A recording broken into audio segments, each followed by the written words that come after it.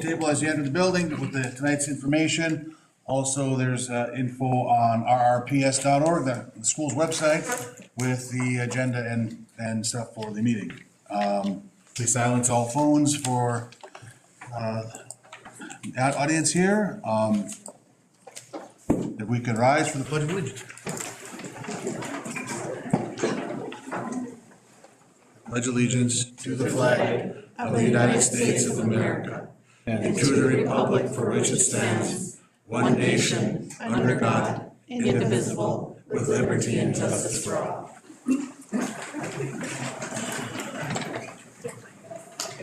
Can I get a motion to approve the agenda? I'll move. Motion by Colbert-Dahl. Support. Support by Lotiger. Any discussion? Hearing none, all those in favor signify by saying aye.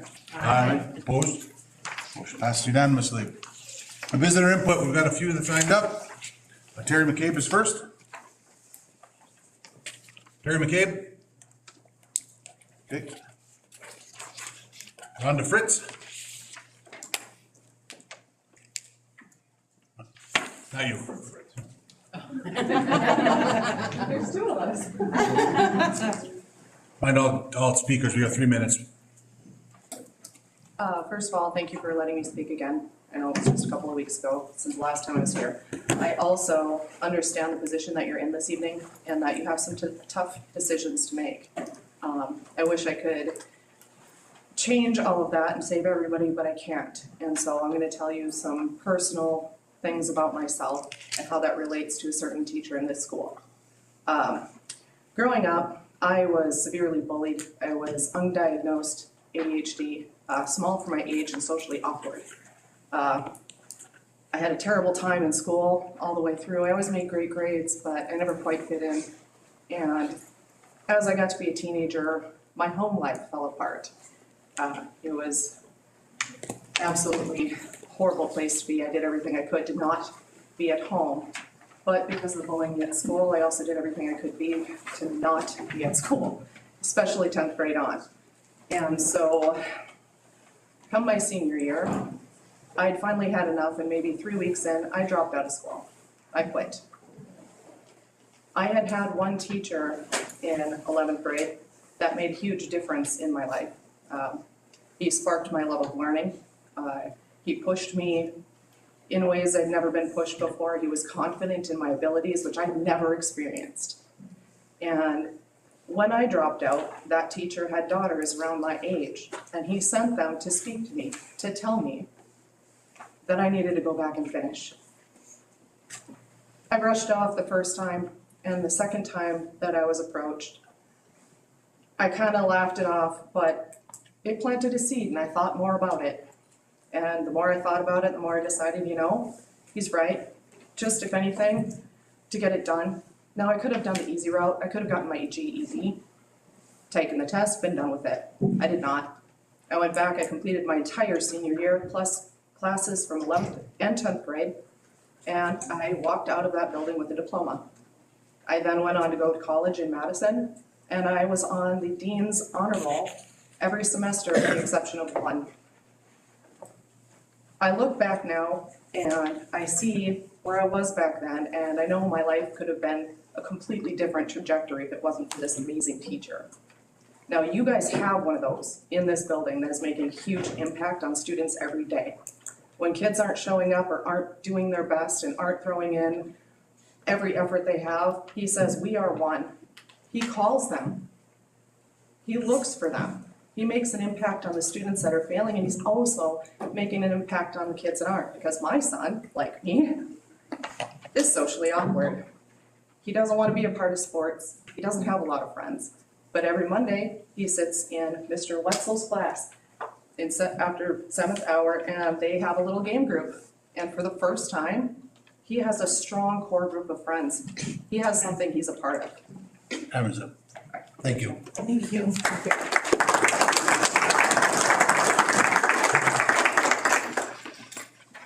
Shane Wetzel.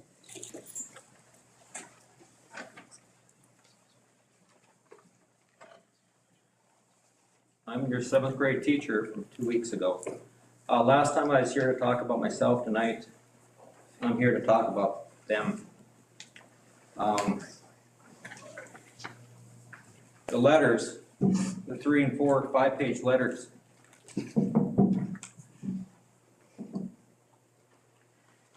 They've written to me. The signs in the hallways, all over the building that we were made to take down by our superintendent. All the stuff they've done on social media, the TikTok, I guess they have over 1,000 followers. Again, not my generation, but they're really excited. They got people from Ohio and other states supporting their cause. We talk about we are one, but that starts beyond the classroom. It starts in the morning. I have 2 7th grade girls that come in at 7:33 every morning. One comes in, the other one always stays in the doorway. Some days she comes in, other days she doesn't. But they've done it every day since the beginning of the school year. It's out walking the hallways. I talked to probably 50 to 75 kids in my corridors. What did you do last night? What were your highlights? Maybe it's this weekend we spent time with Grandpa, who's in the hospital with pneumonia. Or hey, I helped my grandma do a fire pit this weekend. That's where the bond happens. It was an interesting week. Like I said, the superintendent, which was nice, took my hand and before he asked me to remove the stuff from my school, from my classroom. The union rep wasn't as polite with his threats. But nonetheless, it's about forming a bond and loving your kids. I can teach in a bus garage. It really doesn't make a difference whether I have a new building or not, because I've taught in much worse environments. But it's all about forming the bond with your student, because what I'm teaching, everybody else teaches it. We have to. I mean, environmental ecology is not exciting, but the relationship is. Posting stuff from their weekend's events. This track meet, that basketball game, this baseball game is important. So again, I can spend another 3 minutes, and my time's about up, to support them, because they gave their Monday up. They were scared to talk. And again, with the parents, they took time out of their Monday to support me. And I thank you. That's all I have to say. Thank you. Thank you.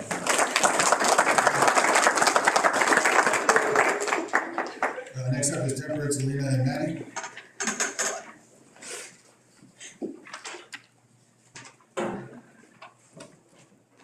Hello, my name is Tempest Pash, and I'm a former student of Dr. Wetzel's. I know this may sound similar to everyone else, but that just shows how he truly cares and treats us the same no matter the way we look, speak, or act. I'm here today to try to reason with you. Dr. Wetzel is one of these students' favorite, or every one of these students' favorite teacher, not just because he's nice to us all, but because he truly tries to show he cares. He comes to many of our sporting events and he tries to get to know us all individually, like knowing what teaching strategies work best for us. I understand this may be hard to keep Dr. Wetzel, but all I'm asking is if you can think about the future of this school and these students. This may be hard to do, but if you can't tell, he's changed many students' perspectives on how they view school. I understand Dr. Wetzel has only been a teacher for a few years with us, but in those few years, he's became a teacher, friend, and someone not only me, but many of these students look up to.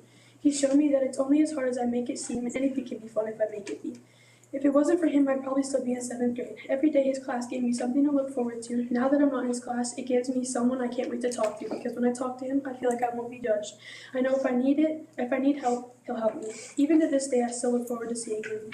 Dr. Wetzel is not like most teachers. He rewards us for the goals we meet, like the student of the month, for the people that work hard and show they care. He takes pictures, prints them, and puts them on the wall so everyone can see our achievements. For student of the month, he would buy us cakes, shirts, pies, etc. He did that to show he cares and to push us always to better. I guess what I'm trying to say is Dr. Wetzel's impact on students goes way beyond just teaching us facts and figures. He treats everyone fairly no matter how we look, act, which makes our classroom, or his classroom, feel really welcoming. It's cool how it has this awesome reward system that motivates us to do our best. When we help each other out and receive goals, we get recognized. And it really brings us all together as a team. What I really appreciate is how he always takes time to help us when we're struggling. He's not just a teacher, he's someone who truly cares about us as individuals. He encourages us to push ourselves and try new things, which makes learning so much more fun. Dr. Wetzel is always there to cheer us on, whether it's in class or in after-school activities.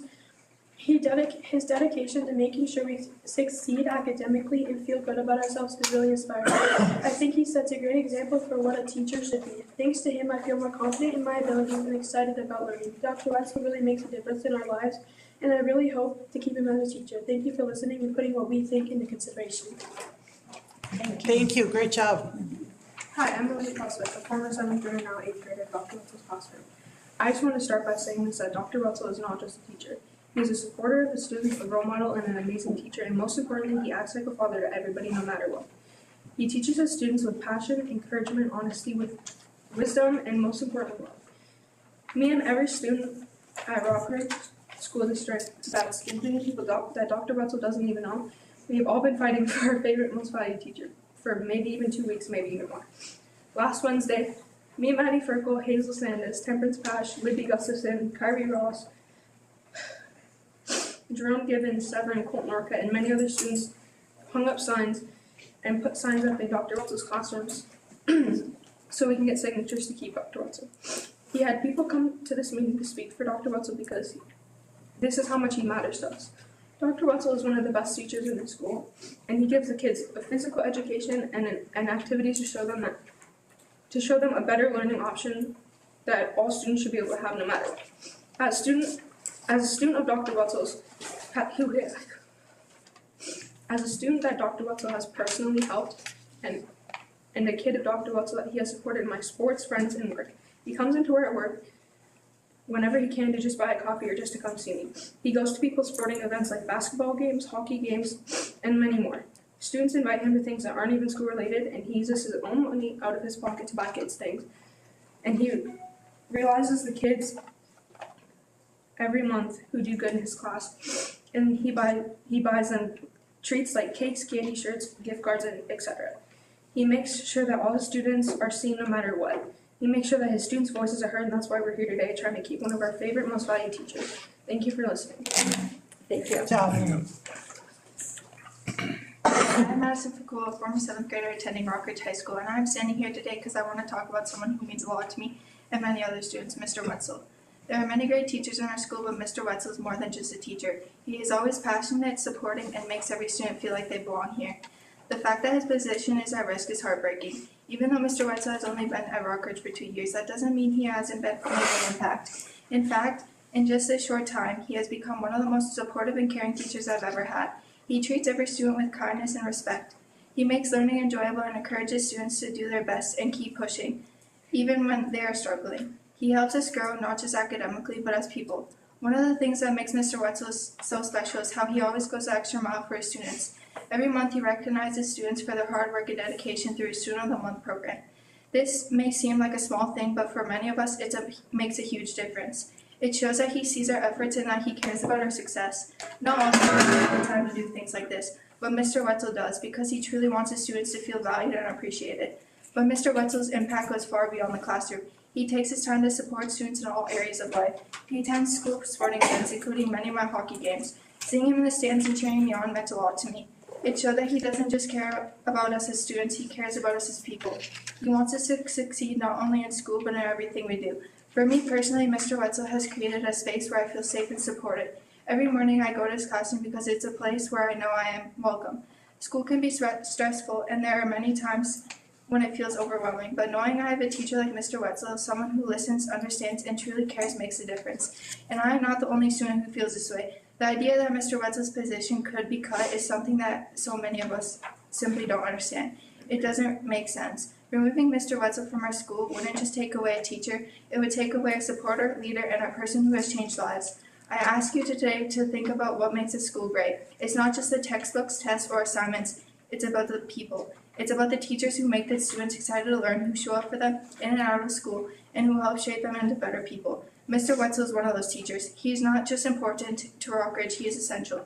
So on the behalf of all the students who have been positively impacted by Mr. Wetzel, I urge you to reconsider this decision. Rockridge needs Mr. Wetzel, and we the students are here to fight for him. Thank you. Thank you. Beautiful job.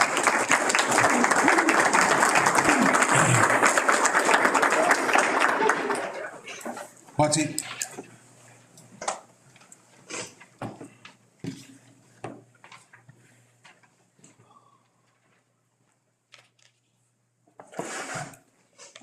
I don't envy your position. You have terrible decisions to make. I was reading through the agenda and I saw the numbers. If you cut all the junior high sports, you save $144,000. How many students do you have to lose from your enrollment to make that a wash? I don't know, is it 13,000 we get per student from the state aid? So if you lose 11 students to open enrollment because there's no junior high sports, you're back to even. You know, you're in a terrible position. That you got here for whatever reasons. I can't seem to get the answers I've been looking for. One question I would ask the board, and if someone could answer this, I'd appreciate it. You can take a couple minutes of my time to explain it. What is the balance in your general fund right now? Because no one seems to know. I heard numbers that it was 3.8 million, but no, it's not, because 2.5 came from the Virginia School District into the building fund. And it's somewhere between 1.3 and 1.4. Well, $100,000 is quite a bit of money. But that was 3 weeks ago. Are we spending that general fund money as we're going on here? Is that being used on a daily basis to pay bills? What revenue is coming in? What revenue is going out? You guys are trying to pass a budget, okay? But you don't know what you have in the bank. I spoke to your staff today, great people, fantastic people. They don't know. No one seems to know what's in your bank account, and you're working on a budget. You're working on budget cuts. You're gonna cut teachers, you're gonna cut programs. You're approving spending. And it's never been public. Your treasurer's report has nothing about what your balances are in your funds. It tells you what you spent, but it doesn't tell anybody in the public what you have in the bank. And if someone, I'm sure all school board members are privy to this information, if someone could just please tell us what is our actual financial position in this school district, because no one seems to know. All I know is we have to cut, but we supposedly have some money in the bank. So I would appreciate if someone could answer that question. Thanks. Thank you. Thank you.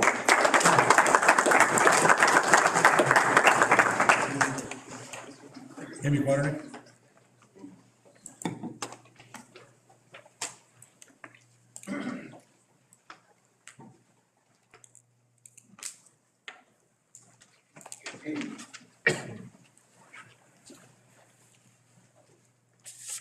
Hello, I'm coming today as the varsity volleyball coach. Just, we had a meeting talking about possible cuts to our junior high program. And again, just like everyone else, I know you're in a tough spot having to make cuts, but I just wanted to speak and make you aware of what this will do to our volleyball program overall. This past season, we had 40+ junior high members join our volleyball team. And currently, there's no other options offered during the fall volleyball season for these junior high players. Volleyball's in a different position where the only option outside of school volleyball right now is club or JO volleyball. The closest place for that, an organized place, is Duluth, at which the girls would pay $300 to $400 a month to play there. And that doesn't include transportation to and from practices, tournaments, lodging for out-of-area tournaments, and it can run a player anywhere from $7,000 to $10,000 from a season that goes from December and can go into May, June. There is a cheaper option that Rockridge has offered, a small JO program here during that winter, spring season. But it's only been offered if there's been a parent that has volunteered to take it on themselves. This past season, the 12 to 14-year-old team, which is the junior high age, had 6 players. Because the JO program runs winter and spring, a lot of these Rockridge junior high kids play winter, spring sports. They play basketball, hockey, softball, track. So volleyball's in a weird position as far as what other options there are out there. Because removing junior high volleyball basically is going to destroy the whole high school program. These are all kids that learn and feed into our program. And if the school junior high program is gone, there won't be kids prepared and involved and playing. And we are already been bumped up to AAA, and our 9th grade on will not be able to sustain that and play at that level and be competitive with other teams. And just as the teachers are saying, sports and all of our coaches are there too, to know our kids, to help support them in everything they do. Coaches are not there for a small paycheck. They are there because they care about the kids, they love teaching them the sports and what we do, and we are also an avenue for the students to come to when they need something. And I just want to say that every sport will be affected differently if junior high sports are cut, but volleyball would drastically be affected. Okay. Thank you. Thank you.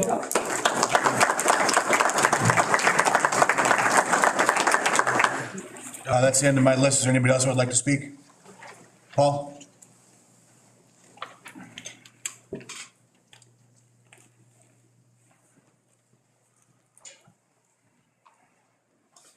Good evening, everyone. My name is Paul Peltier. I'm the father of 4 kids in the district, ages 11, 9, 7, and 4. I'm a husband to a flutist. I play and sing too, and I also have a coaching background. I'm also a currently licensed music teacher. This is a guarantee of minimum competency, I assure you. This is very basic. As a parent, I want my kids to have a meaningful, connected, and rigorous educational musical opportunity while they're still in school. I'm afraid that this is impossible with the current staffing level, let alone the proposed cuts. This critically important time of their lives is when they're both developing their skill sets and their humanity. It is no small thing. Yes, they are a member of the future workforce, and yes, skilled trades and crafts are in demand, but guess what? People are more. There are always more than what they do. Have you ever seen a butcher's hands? This last year I sang with an 80-year-old meat cutter. Gnarly hands. His body's broken down, and in many ways he can no longer slice beef, but man, does he have some pipes. His lifelong love of music sustains him. We need to care deeply for the whole person in our schools. I would like to address something that happened at the last regular board meeting. I was incredibly proud of my wife and daughter for speaking. My daughter, who's 11, asked me why I didn't say anything. When my name was called, I was unable to speak. I was overcome with emotion. Afterwards, I told them that I thought it was so incredibly frustrating that we would have to fight this hard for something good, especially when the beautiful building and facilities here are calling for more participation and getting less. It's breaking my heart. It's not about lessons, it's about staffing. The program's understaffed, and yes, these programs mean different things to different people. One person's priority is another person's extra, but what is not extra is my commitment to my kids and what is interesting to them and what drives them. They love music, but I'm afraid that eventually, because of the way things are going, they eventually won't. Not because of anything we do at home, but because it feels like it isn't being valued at school. While all of this seems inevitable, I assure you that the only thing you can count on that is inevitable is the decline of your front-facing programs. I hear talk all the time about how sports and music, and yes, we're sports people too, and programs attract, retain, and recruit students. And trust me, I am working very hard to do my level best to be a partner in this effort. I believe in the power of community, the power of school as a change agent, the power of public work that we do as people to rise to the occasion. And I also know there's more to every story and more to learn every minute of the day.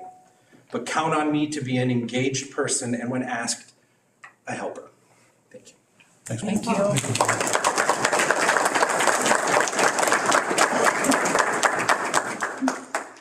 Next.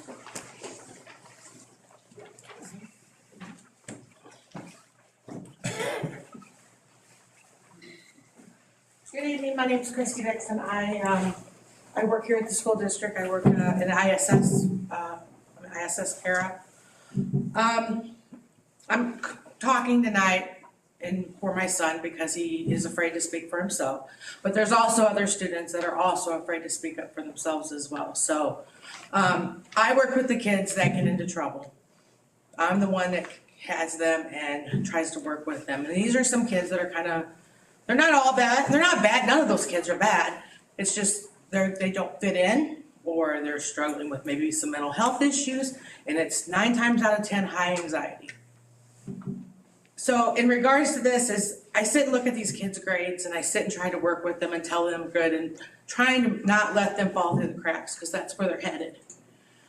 Mr. Wetzel, Dr. Wetzel here, is one of those teachers that really, truly works with these kids. There's Mrs. Greider is also another one. I have one student that I was regular, a repeat offender, I would say. Not so much now because we've really, really worked together and so forth. And the one grade that young lady is passing right now is Mrs. Greider's class. Then there's other students that do really well in his class and are failing other classes. And I ask him, what's the difference? What's going on? It's because these teachers get down and they relate to them, and they bring them as one, and they don't treat them any differently, and they intrigue it for them to do that. There are some teachers that might just hand out a packet, and here you go. Because I ask these kids, what can I do to make it better? What can I do to help you? And there's always just different inconsistencies.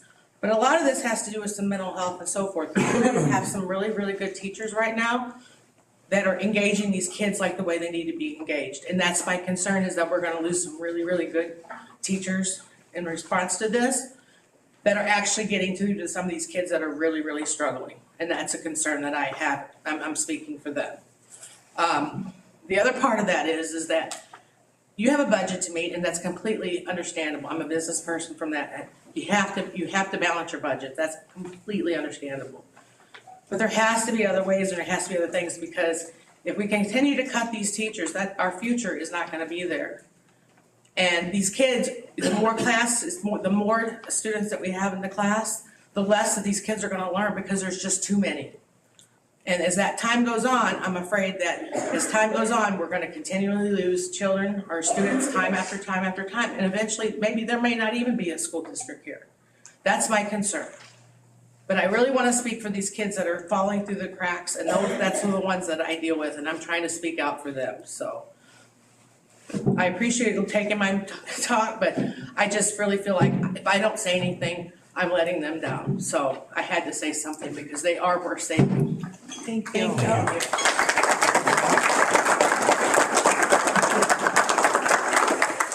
Anybody else like to speak? Anybody else? Okay, moving on. Consent agenda, can I get a motion? I would like to speak to a few items. We can do it during discussion, or do you want to pull them, or what would you like to do? I'd just like to discuss. Okay, you can do that during discussion. Can I get a motion? Motion by Colbert Dahl. Support. Support by Wood Westby. Discussion. With 4.8 and 4.9, we're accepting their resignations from 2 teachers. I'm just wondering, are those positions going to be posted, Noel?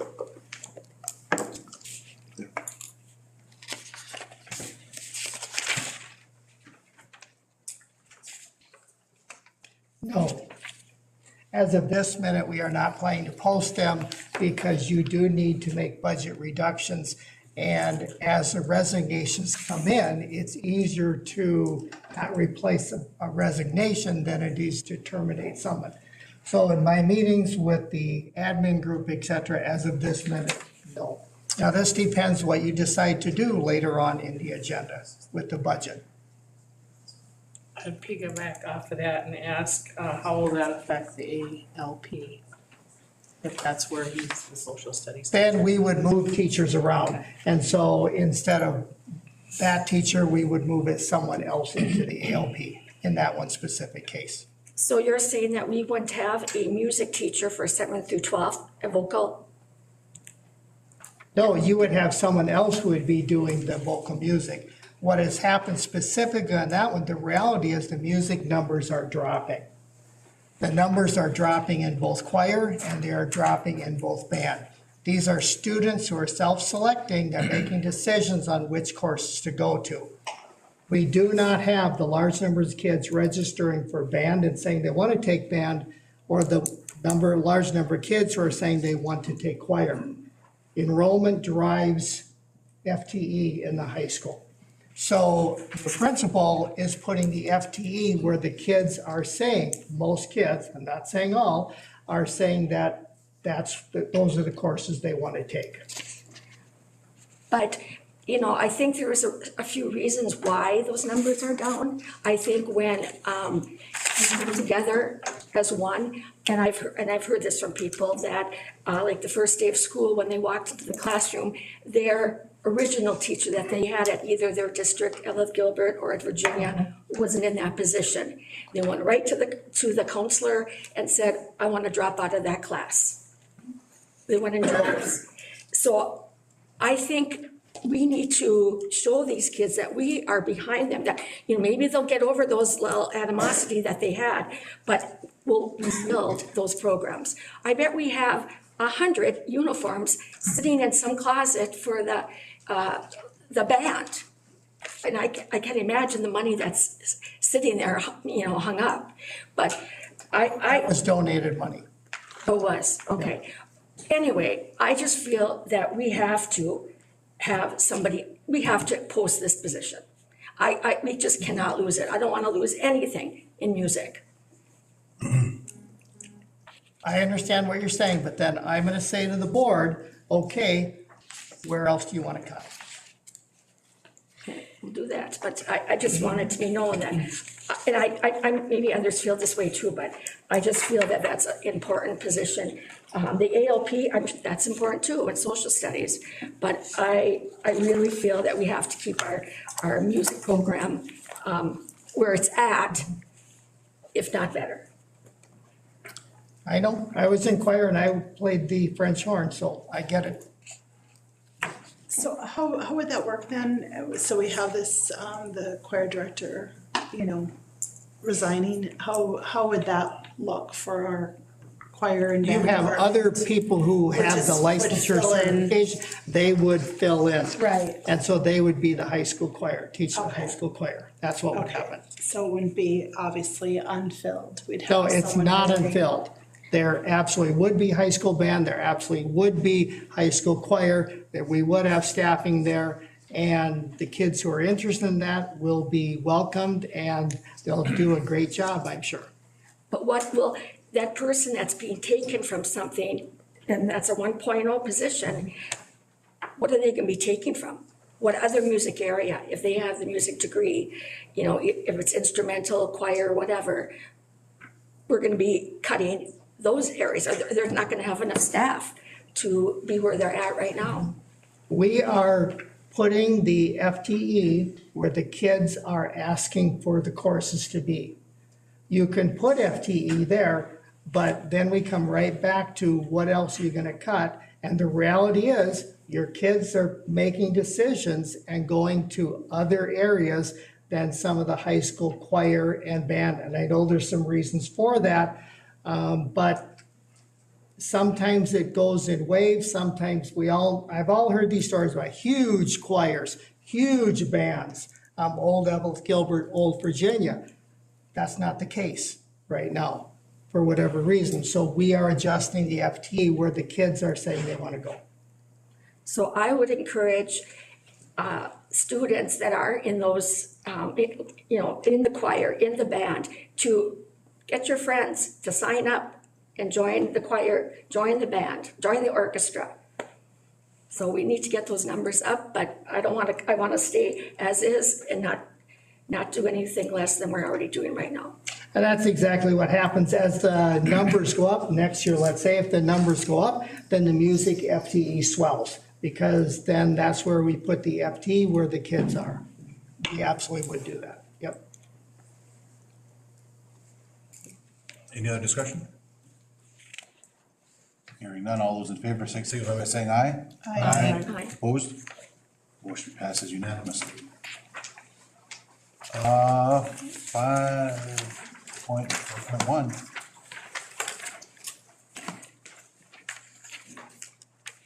We have a resolution proposing discipline of an employee.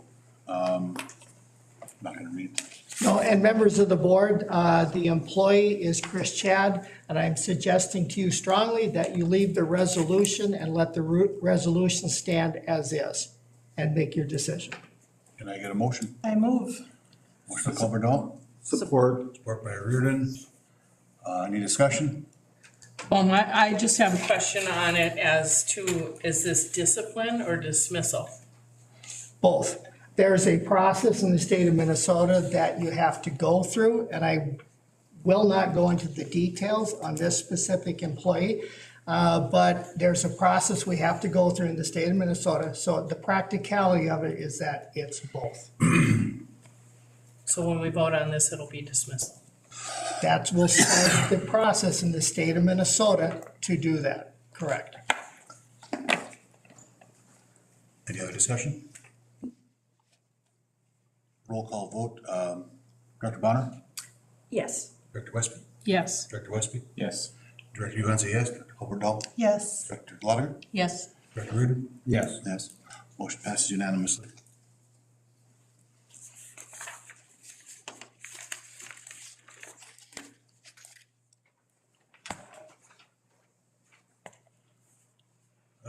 Let's go to 6.1, no student rep today. Here. Moving on, did not hear from her right 6.2, high school principal report. Mr. Winter.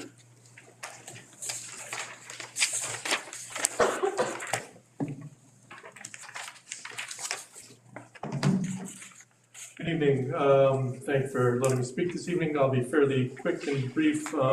Just hitting a few highlights of what we've got going at the high school and really what we're going to have going here in the next few weeks. A pretty neat event happened, and it happens every year with the Student Ethics Seminar.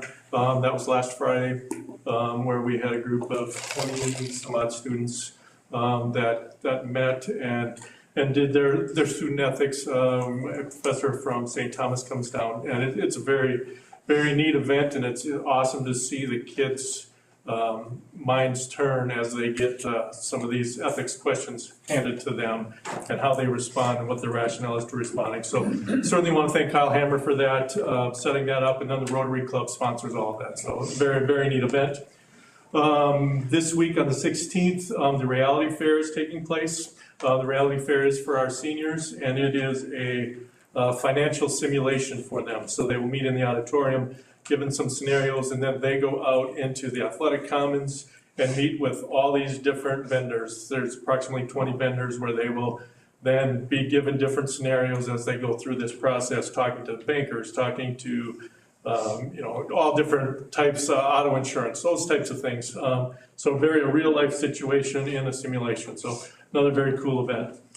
We're in the middle of spring sports, so obviously the weather is going to get better and it'll be a little more enjoyable, but I encourage you to go out and watch some of the sports. Basically, we've got something going on at our fields just about every night, so check the websites out for that.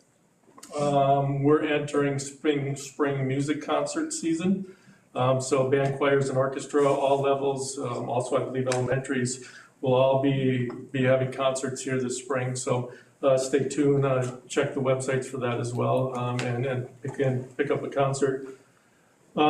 We, as a district, are in full testing season. So last week we had MCA reading. This week, starting tomorrow, we'll do MCA math. In 2 weeks, we do the science tests. Also at the high school, ACT tests for juniors will take place tomorrow. And then in early May, all of our AP testing takes place. So in full swing for those tests.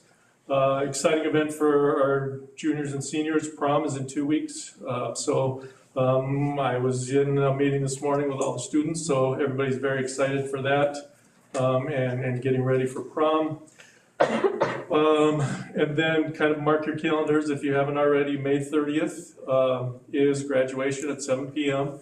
You'll get more information coming from my office just with invites as we invite the board and also ask the board to help with shaking hands, things like that, for graduation. So just be expecting that. Cross your fingers. Anybody has any connection with weather, do what you can. We are planning an outdoor graduation if at all possible. We obviously have a backup, but it's a very cool event, especially when you can hold it outdoors. So anybody who was there last year will contest to that. It was awesome. The last thing on what I'm going to say tonight is not necessarily a high school report. This will be my last board report for Rockridge High School. It's been an honor and privilege serving as the Rockridge High School principal for the past 3 years. I'm deeply proud of what we've accomplished together, supporting our students' growth, fostering a strong sense of community, and working alongside dedicated staff and faculty who deeply care about education and student success. Please know I'm committed to a smooth transition over the next few months and will continue to support the district in any way that I can. I thank you for support and trusting me to lead the high school and wish you all the best moving forward. Thank you. Good luck, and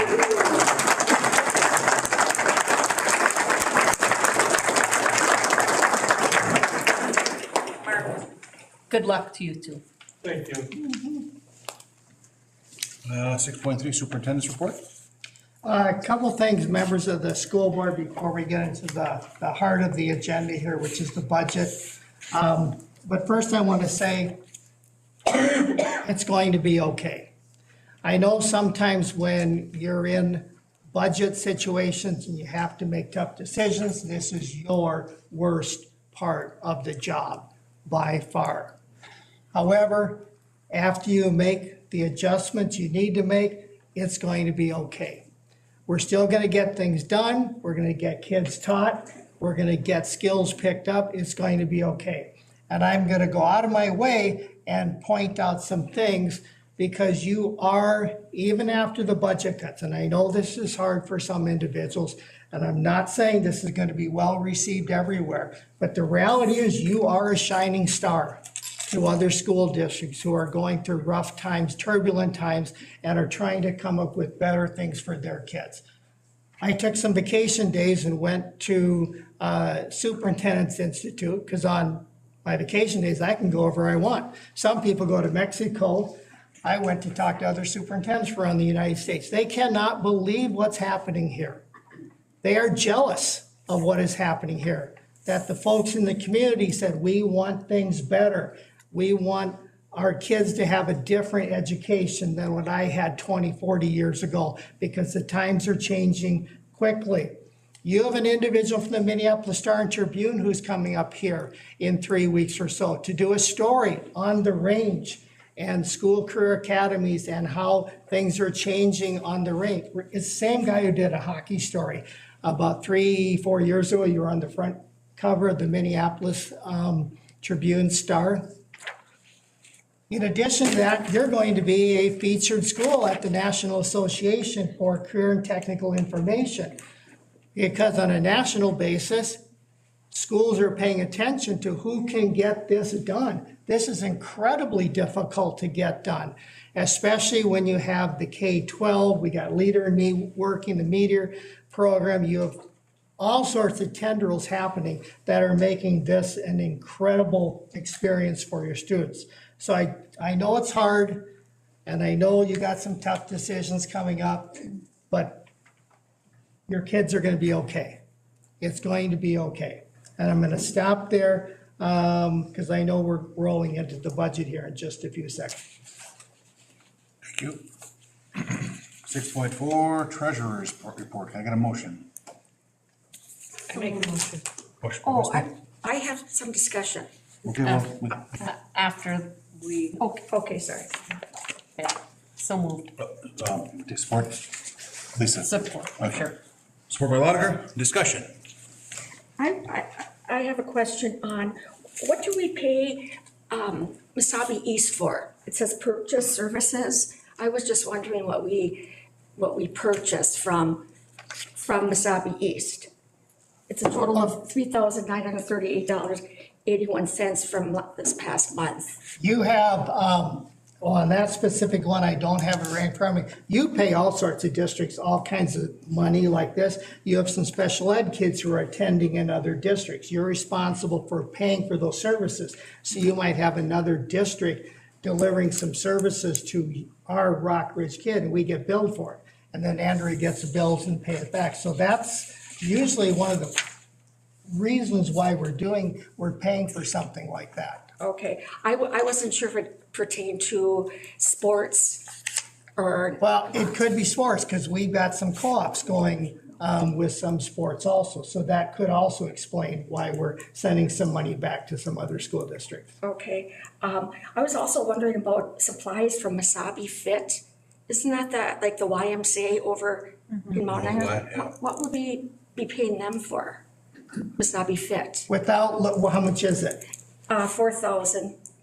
Without looking, I think we have an answer right in front of us, and I think you're gonna say it's a PCN grant. Yes, that we held Wolverine Week, so it was paid for, it was a partnership with Wasabi Fit where Rockridge families could go attend for free for one of the weeks during Christmas. Oh, okay. So that did not come out of the general fund.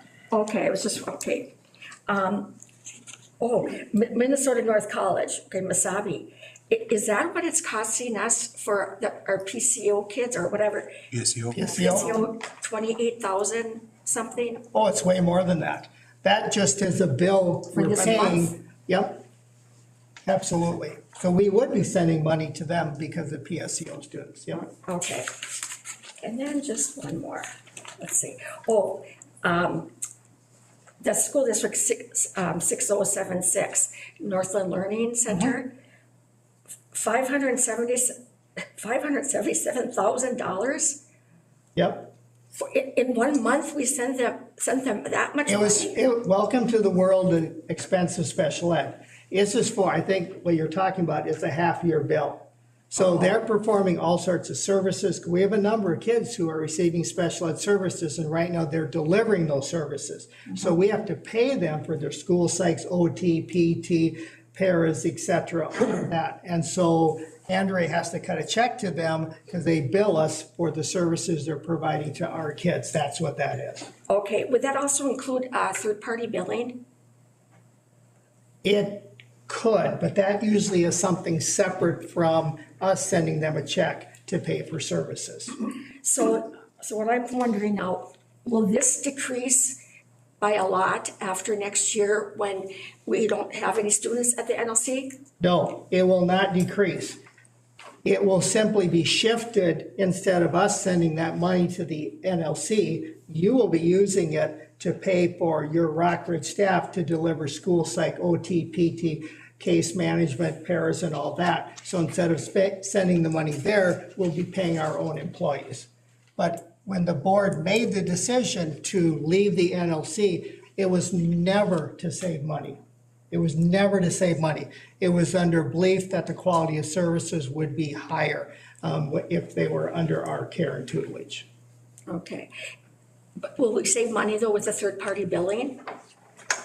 Yes. Okay. I do have a question too. So there's some things on here like that's a specific person's name, but it really doesn't have anything of a description of why we're paying. I guess I'd like to know what it is.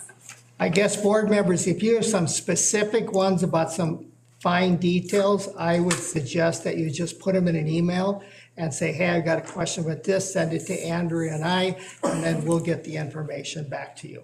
And I did that as well, about the 6076 as well, about ISD 6076. I just had questions because obviously there's a lot of big dollar amounts there. So I wanted to know too. And Andrea sent me an email and I think she might be discussing a little bit about that tonight too.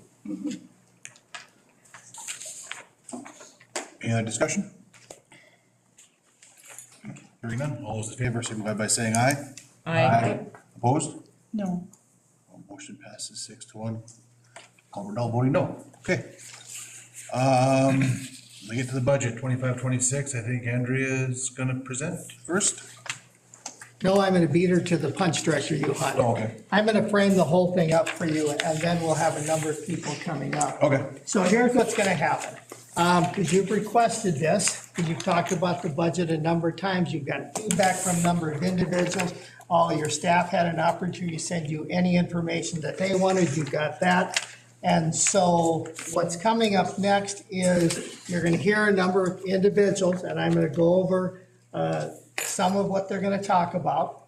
And then when they're done, I guess I'm gonna ask the board to go back over them one at a time, and you can talk about it and then tell me what you wanna do. Do you wanna do this or you wanna do that? And you have some options in here, because I've been listening to what you've been saying and the direction you wanna go, so we have a number of options here. But a couple things I wanna preface about is as far as how much money you have in your balance. You have $1,185,081 as reported to the school board a couple of weeks ago. It's not a mystery. We know what we have in our fund balance. A couple other things coming up. People have suggested, what about a referendum levy? That will not help you right now for next year. It's certainly something we can talk about down the road. We can start talking about the next school board meeting. What does it mean? How would that work? But it's not going to make any difference for next year's budget. And again, how did we get here? There's two main drivers that we got. And these are really important to understand. Since the year 2000, the state of Minnesota has underfunded you by over $3 million, just because they haven't been giving boards the money to keep up with inflation. $3 million. It's not an insignificant sum. In addition to that, your last employee settlements, you were giving, great for the employees, you were giving out settlements that were 1.8 million higher than any revenue you were getting from the state of Minnesota. So between those, you have over $4.8 million. Those are the two big drivers. So what to do about it? So because you are running a business, the reality is you are running over a $30 million business, and your books need to balance.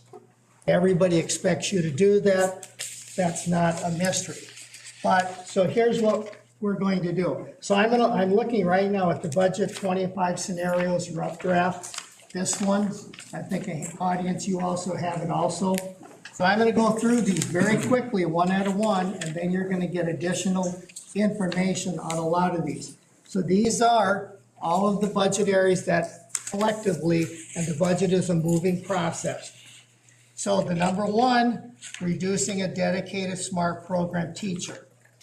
Two, you're gonna hear your activity director talk about this in a little bit, reduce extra athletic coaches, 84,000.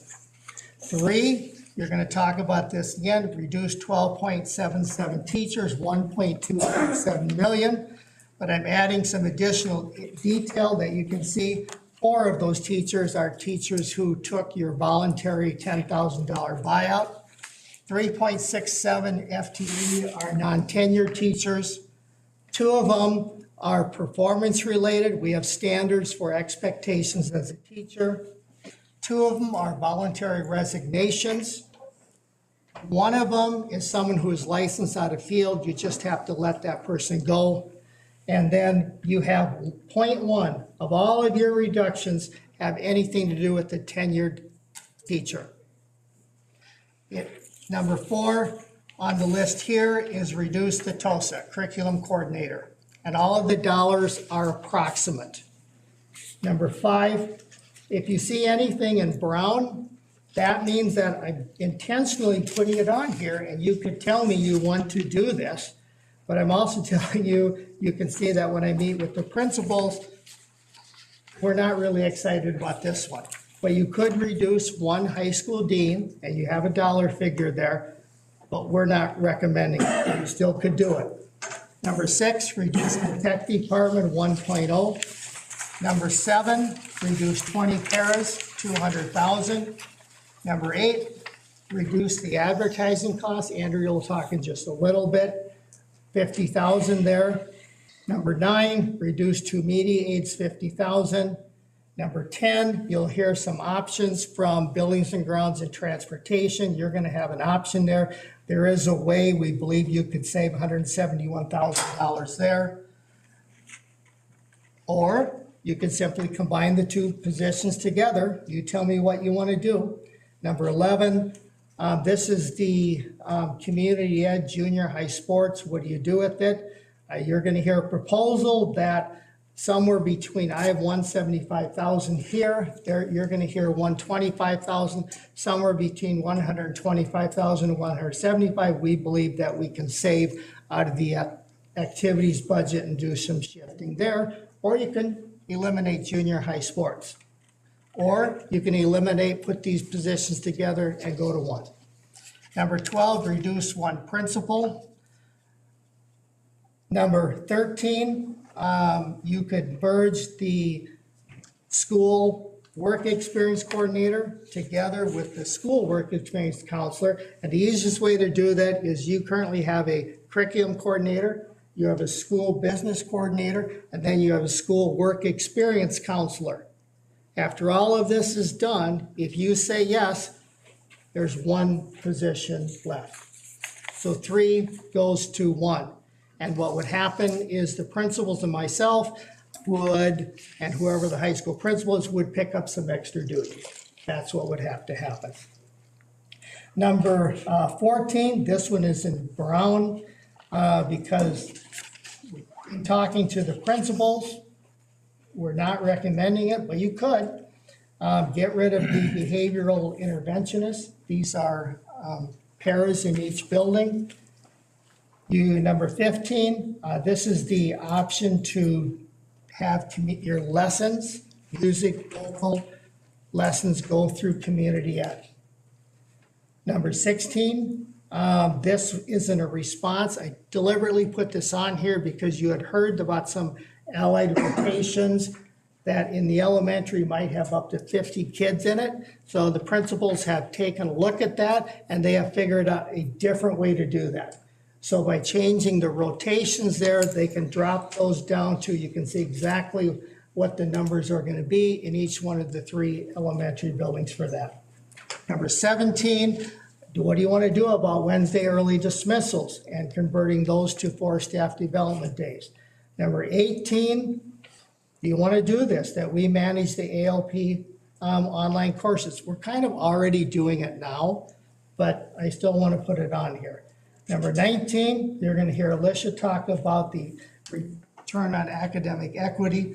We believe, and this is going to be a debated part, you can say 50,000 there. We're suggesting probably Avid and IXL would be the ones to take a look at. Number 20, stop out-of-town, non-contract, out-of-town staff development trips. And number 21, this is in brown because who knows whether this is gonna happen or not, selling the Gilbert property. It's gonna happen, it's just a matter of when. We don't know. And number 22, I'm putting this in brown also because I'm pretty sure none of your employee groups are excited about this one. 0 and 0 raises for the next 2 years. And when you take all of the things in blue into account, you're at 2.534 million in reductions. And then the next thing in brown, if you wanted to take at a 4-day week, I haven't heard a lot of enthusiasm for that in Rock Ridge, but we haven't had a lot of discussion. It seems to be, let's wait and see what's gonna happen next year. We don't know. Are we gonna get more kids because parents wanna go 5 days a week? We don't know. And then the last thing, you've already done this, college in the schools, advanced placement, going to 3 days a week. They're still there 5 days a week. The teacher is still there 5 days a week, but the kids only need to go 3 days a week. But then if the kids need extra help, the teacher is going to be there. So if you do, depending what you decide to do, you're in the area of 2.434 million for next year. And you need to hit that number to help you on the back. That would be the financially prudent thing to do. I'm going to stop. So before the individuals start coming up and talking to you, any questions? I have one. Go ahead. When we add this revenue side to that number, we wouldn't it be to 2.6434? This is revenue, this is an extra 100,000. So wouldn't that be to, what about 2.634881? It reduces the amount you have to cut. Didn't we already decide that we're going to do that? I don't know why. We already voted on it. Yeah, it's Yes. already voted. Yeah. Okay, so we're just, And that's it's just why on there, it's- so it's not, I was thinking all blue is something we had to. Right, that one you've already told me you want to do. Got it. If we want to add some other cuts on here You can tell me whatever you'd like to do. Yep. now, or, I would suggest waiting until you've heard the presentations, and then after you're done, when you go through these again, when you discuss, then you bring those up.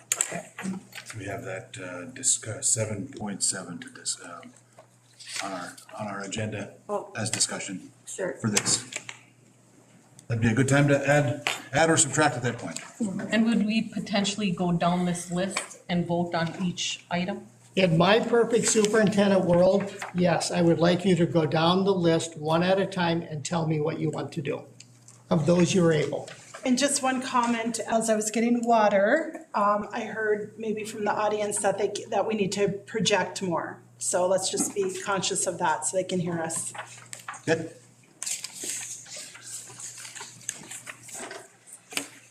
Are we gonna go with Andrea next, 7.1? It's Bill, I think. Oh, Bill? Bill.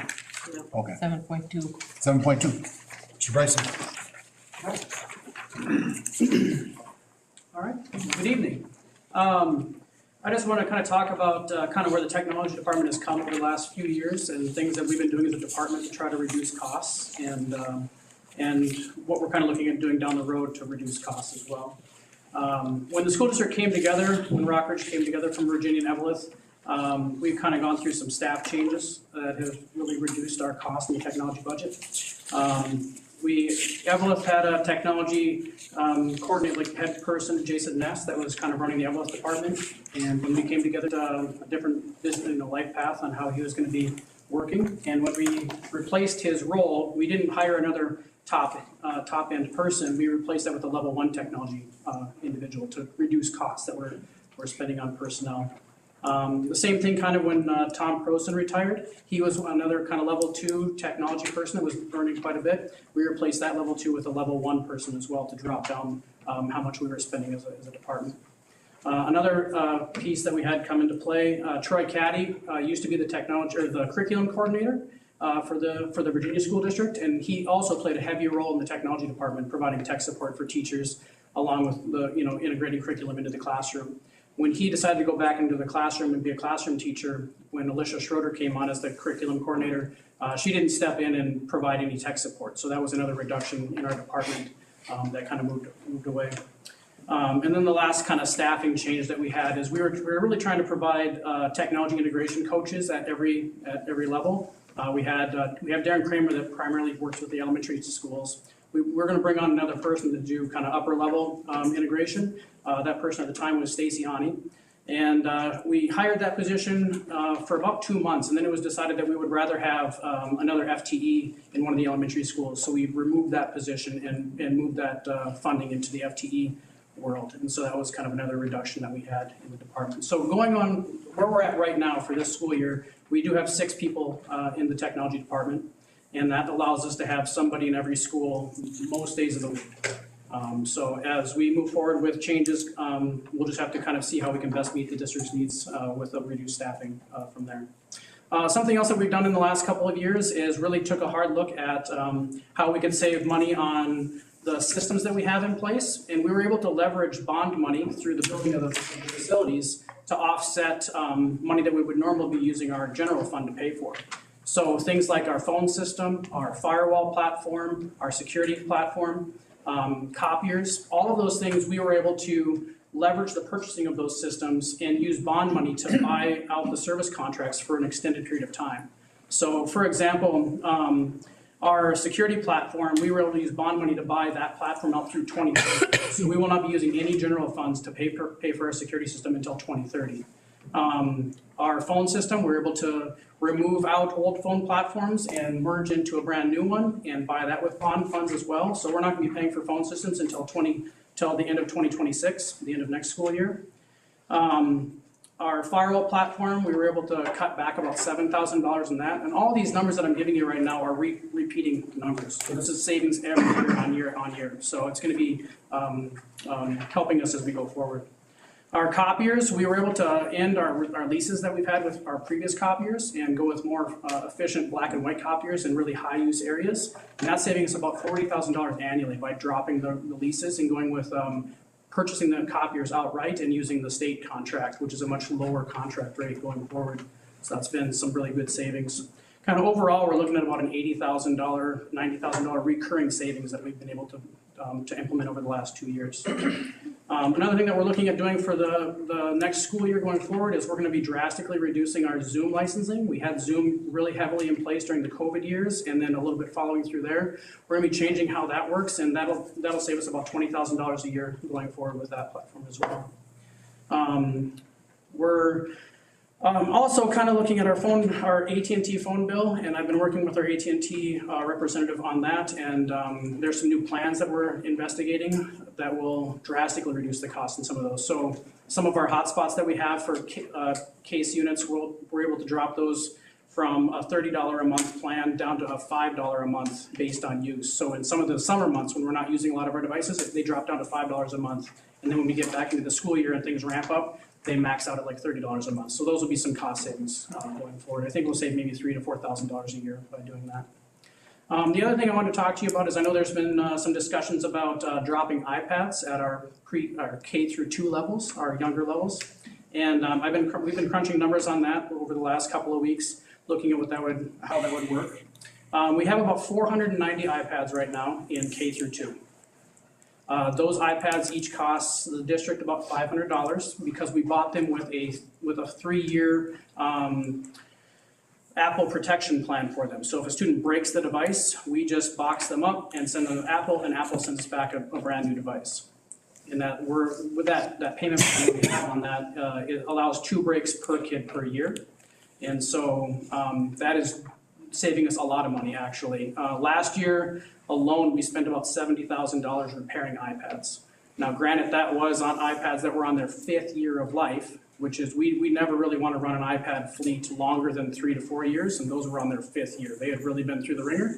And so we had a lot that were sitting off for broken glass or bent frames or batteries that were starting to go. And so that really increased the cost for repairs on our old fleet. So we're not seeing those costs with our new fleet. That's another cost savings that we're seeing going forward on that. But if we were to sell off our 490 iPads that we have at the K through 2 district-wide right now, the 2 quotes that I've received back from different asset recovery companies, they're saying we would get about $60,000 to $80,000 back for the 490 that we have in K through 2. And that is a one-time influx of cash, right? We still have to pay the lease for 3 more years for the iPads that we have, including those ones that we would sell off. Just because we sold them to another company, we are still paying that full lease that we bought, when we bought the fleet. So financially, it doesn't really make a lot of sense to sell off the 490 iPads and get $60,000 to $80,000 right now if we're still going to be paying on average $60,000 a year for the devices for the next 3 more school years. My recommendation would be to keep the iPads in the classrooms during this fleet cycle, and when we go to refresh the fleet, that's when we can have a good conversation about, do we really want to do iPads in kindergarten? Do we really want to do iPads in 1st grade? How do we want that to look? And we can provide you with quotes on here's what it would look like for different scenarios when we get to that time. So that would be my recommendation with iPads. Are there any questions about any of that? Any question for Bill? No, good information. Yep. Thank you. Oh, I do have one question. So tonight's budget scenario, there's a potential cut to the tech department. There is. Is that for a level 1 position? It is. Okay. Yep. Thank So you. the other thing I wanted to talk about, and it kind of came up a couple times in early in the meeting, is the volume of everybody talking and the difficulty of the audience being able to hear what's being said. We got some communication over the weekend about trying to improve that for meetings going forward. We're trying to find a good solution that will work. The microphones that we have in the ceiling right now that are picking up our audio for the live stream have a really high gain so that we can pick up your audio really well for the live stream. We're concerned if we bring in a PA system in here, that audio is gonna pipe through and cause a reverb through the system and cause bigger problems. So we're trying to investigate ways that we can maybe get some targeted speakers over in that area that will provide the audio out there, but we're trying to figure out how to capture your audio into that system and to this system to get in both places. So that'll be something we're gonna be investigating going forward. Okay, thank you. The reduction, would that go, that it would be, instead of 6 people, it'd be 5 people? Yeah. Okay, thank you. And just for reference, we had, back when it was just the Virginia School District, we had 4 staff members for the Virginia School. We've grown considerably. And one thing to remember, the technology department, we support every entity. We are supporting parents when they have questions about things with technology in the classroom and their kid and their device. We're supporting every coach, every teacher, every para, every administrator, every bus driver. Like literally everybody in the district falls on our shoulders to provide them with technology support. So it's a pretty big task with a lot of different moving parts and pieces, and so staffing is obviously important to us. And we understand that you do have to make decisions that are going to be difficult, and we support those. Thank you. Thanks, Thank Bob. you. 7.3, expenses for utilities, snow plowing, advertising, activities, etc. Andrea. Good evening. To answer a couple of previous questions, I took some time quick to look up some information. So you were wondering, there was questions about paying like ISD 2711, Mesabi East, and Minnesota North. We are the Carl Perkins fiscal host, so those were payments based for Carl Perkins to reimburse for their expenses. So that's it. But we do, as Dr. Schmidt said, we do pay other districts for other things. We could pay them for entry fees for sports. If they have a track meet and they're requiring an entry fee or a golf meet, I'm just giving some examples, but that was what those payments were for, was for, as we're the Carl Perkins fiscal host. Yeah, thanks, Andrea. So I just wanted to bring that up so we could get that out. But yes, if you have any questions, if you could send them to me, that would be great. So then we'd have the answers for you too before. I know there was a big question about that $500,000 payment for 607. I'm saying that wrong. Whatever, Northland Learning Center. But that was for the special education services halfway through the year for the first half of the budget. Some things to bring up before I get started with other things that are for presentation for utilities and going forward. So some budget items that we still need to always keep in mind as we are talking and making these decisions and going forward is keep in mind, ArcelorMittal has they're shut down. So keep in mind that production is lower, so that our taconite production is a 3-year average. So we have to keep that in mind as we're moving forward. Just something that should always be at the forefront, as it's a very big thing in our community. Also, another thing that has been brought up a few times is all the categorical expenses that we have in our district. I know you have mentioned as board members, what are they? And as Dr. Schmidt alluded to earlier tonight, salaries and benefits do make up a huge portion of our budget. What are benefits? Benefits just aren't FICA, so Social Security and Medicare. They're also workers' comp costs. They're also medical costs, insurance costs, workers' comp costs, dental, everything that is through our employee contracts. So that's something to keep in mind too. So it might just not be the salary on the paper. It's also the benefits associated there. And we cannot release all of the benefits because of the HIPAA rights that we all have. Another categorical expense is purchase services. So I had a question earlier tonight about what are purchase services, and that is a good question. The MDE issues out, we have 17 digits into our UFARS code. So every one of those digits means something. It's mind-boggling at times, I know, but those purchase services, again, repaying ISD 2711 for the Carl Perkins, that goes through there. Also, the phone goes through there. Utilities are under purchase services, legal fees, insurance, short-term leases. So they're all being lumped into that categorical expense. Another one is supplies and materials. That could be instructional, non-instructional, textbooks, office supplies, and fuel. Kind of odd, all of a sudden that's thrown in there, but fuel is also part of that. So there's lots going into all of those expenses as you look at them line by line. Just wanted to talk about, I know we have been asked a few times about our utilities. So I put together a sheet, and you have it there. It was part of the board packet for the previous Evelyn, Gilbert, and Virginia expenses, and then also Rockbridge expenses. I would highlight looking at the year of the actual fiscal year 18, so the one way on the left-hand column. Keep in mind, utilities just aren't electric. They're electric, they're water, they're sewer, they're heat, they're garbage, so everything, all the utilities I did put into these columns. All the previous buildings from the previous districts are listed, and the Rockbridge districts are listed also. I have a feeling that the numbers weren't what everyone wanted them to be, but those are the numbers. So those are the actual costs that we've paid on all of these utility bills. I am proposing that we could adjust the budget for fiscal year 26. That's on the right-hand column there. Mike Hogue and I met. We looked at this and looked at this and looked at this to see where we could make some changes. Just that was our suggestion for the budget for fiscal year 26 over on the right-hand side.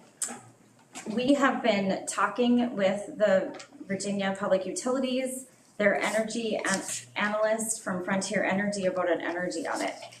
I was hoping we'd have some information tonight. We called last week, we've called again today, and at 6:14 I got an email. So I'm going to read the email. She apologizes for the delay in getting this report back to us. The report is currently going through a final review, and she'll have it to me shortly. They will be a full end use detailing our energy use, written recommendations, behavioral and equipment specific, as well as recommendation calculations where applicable for adding any controls or high efficiency equipment. I'm sure we have a high efficiency equipment, not concerned there. So I'm hoping that we will have the report this week. I don't know, she didn't state when she would get it back to us, but we are in the process of receiving that. Could you forward that to the board? Once I get the report, yes, I could. Yeah, I don't have it. That was just her verbiage that she sent in an email today. Okay. This evening. Is there any questions regarding utilities? Yeah, I saw where you put the administration and transportation, and it went down by about $160,000 there for the budget proposed budget for fiscal year 26. Yeah. What did you? So how could you say as we that? were looking at that too, some of those administrative costs had some construction costs in them too, or construction utilities also into that code. So that's something that we were looking at. Hypothetical, we've had a quote warmer winter than others. Utilities, hopefully we are close. There's no, just like Mr. Winter was saying, if we could have somebody give us the weather, we have somebody give us this too. So it's pretty hard to know, but throughout those years too, as you look at the Rockbridge columns, it's been difficult because we've had so much construction going on throughout the district for those years specific. That's why we were looking at the actual fiscal year 18 as a baseline of that's what it was in the previous districts to justify where we are today. Yep. Well, we have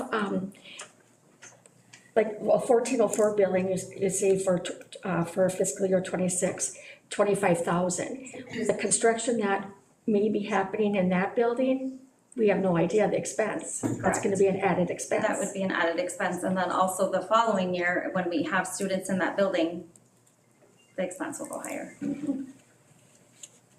What about the James Madison?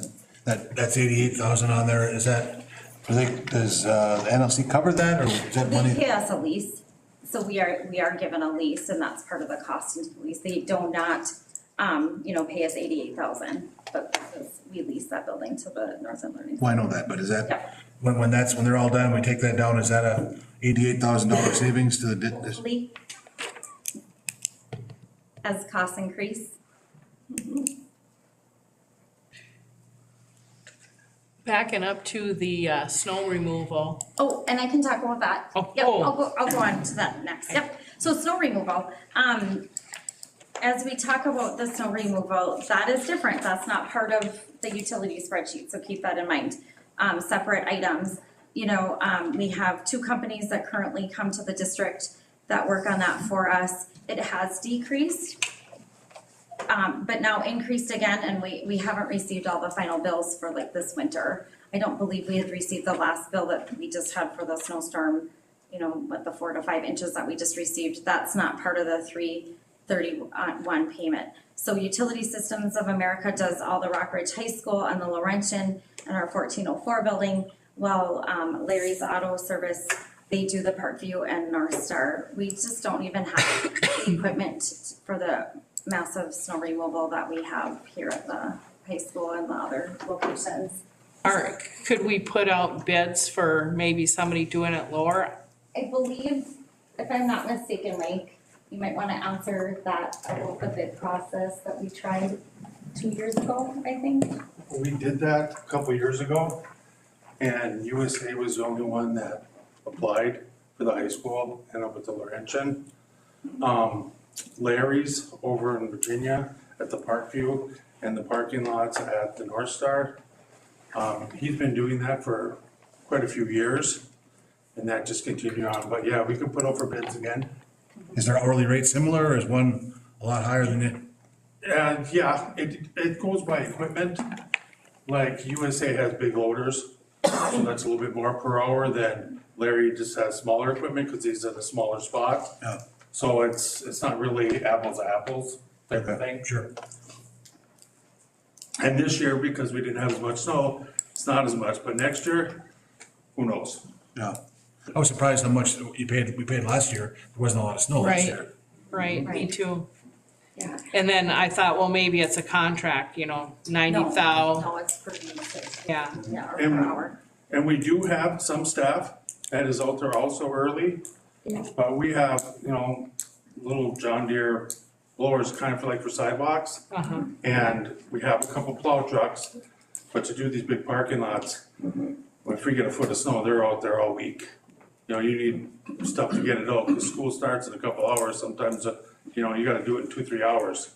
So that's why that, but we can definitely put it out for bids again. Yeah, that seems really, I mean, I was just surprised it was so high. I thought, yeah, I missed my calling, you know, get out there 90,000 3 times. Look good in the front end loader. Yeah. I'll buy a plow next year, then I got one. Then we'll I got be one. guaranteed that there won't be any snow, because that's what happened last time I got one. It's quiet time.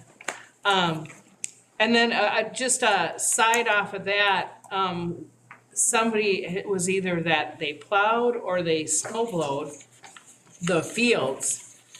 And we do that here. We keep the fields clear. Yes, that's our staff here. Okay. We take care of the fields. So that would be an additional cost, That's our staff. or it goes on your hours? We do that during their workday. Okay. I just schedule their workday out, so we're not paying overtime or anything for them to do that. They're doing it, you know, as they're caught up on our sidewalks. So we can keep up on it, so hopefully they don't miss a game. And, okay, and we do that because of turf or? Yeah, the- because the of turf. Okay, okay. Thank you. Yep. Next is the advertising. So, you'll see the different, years that we've spent. So in fiscal year 23, we had quite a large amount of advertising. And the 7/1/24 through 3/31 of 25 is currently we've spent $86,075. On Dr. Schmidt's, budget sheet, we are proposing that we would go to 50,000, for advertising expenses. Keep in mind, we do have required legal advertising expenses, that we have to meet. We have to post our minutes in the paper, so just keep that in mind. There have been election requirements also, but that is not part of these numbers I just gave you. That is something that we track separately, that we need to track separately, so that is not part of these numbers that we give you. Was I aware that we would have a special election this year? No. So keep that in mind too as we're looking at things. Some comments that have been made over the years about the back to school newsletter and how much it costs. So I wrote that down as notes. I've heard from many people too about the importance and why is it important? Is it important? It is. It's reaching all of our district residents. You keep that in mind. So it's reaching all of our district residents. We do also have social media that Stacy takes care of for the district, and she's always posting on the Facebook and Instagram pages. So keep that in mind. Also, we won't also have a opening ceremony for a building, right? So we're done with that until the 1404 maybe, but no, we're done with that for the buildings. We also will be looking at implementing an advertising procedure just for the district to follow of what we should and when should it go in the newspaper, when shouldn't it go in the newspaper, when is it on social media, when is it, what are our best avenues for advertising at this time, so we can cut those costs down. Yeah. And job postings, I should say.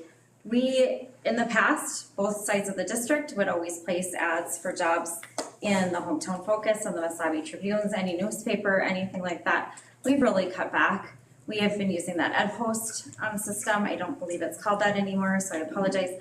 But we use that as much as we can. I know some things have even gone out on social media as much as a little bit. So we are using all the avenues that we have available to us for the advertising. The next one is the activities.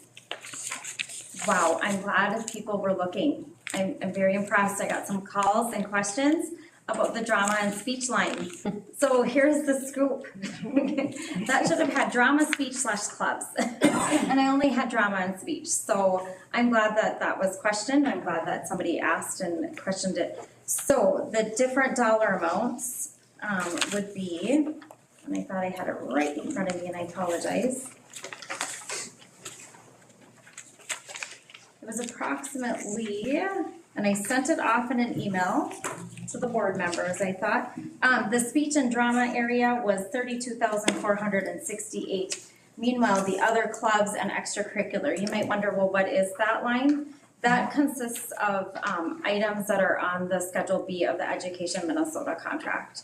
So the art club, I'm just saying that, those clubs are on there, the extracurricular items, that was also included in that amount, so I apologize. That was all there, so I can see why there was concern that, wow, we didn't know we had that much of a budget or that much of an expense. So it was all three there together. Some questions or some things to make note of. We do, of course, take revenue in. That was asked previously at a previous board meeting. What do we take revenue in? For gate receipts, activity fees. We do sell seasons passes. The seasons passes are not included in that revenue. It's hard to put it by sport, so it just wasn't included in there. And keep in mind, we also are cooperative in some sports, so we have to pay the sports, the school districts that host, and then we also bill out for those sports that we do host of boys hockey, girls tennis, if we do have a participant. We have not recently for the alpine skiing, and then also for girls and boys golf, and then for wrestling. So we do send bills to the area districts that we are in the cooperative with for those. Any questions that you might have? Yeah, I have a question. From the budget and the actual for 24, it's a difference of 262. We went over budget by $264,000. How does that happen? So some of that would be with the extra maybe equipment that had to be purchased. Of course, that's not going to add up to 200,000, but the transportation also was in there. Some extra coaches that get added throughout the year when the athletic department or activities department comes forward and says, we have so many more students, athletes in this program, we need another coach. Mm-hmm. So that would constitute why that happened. Is that why the coaches or the sports were told at the beginning of this fall that their budget was cut in half? That was something that was decided for the previous budgeting time last year. Oh, okay.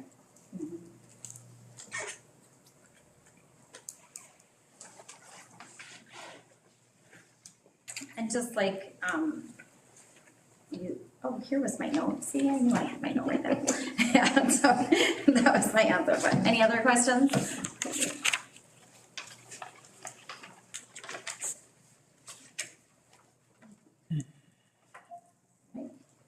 Thank you, Andrea. Thanks, Andrea. Thank you.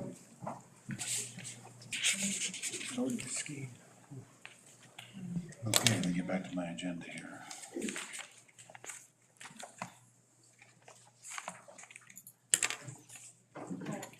7.4, activities, and community ed, budget updates, junior high sports, music lessons, any other area expenses can be reduced or income increased. Chad and Josh.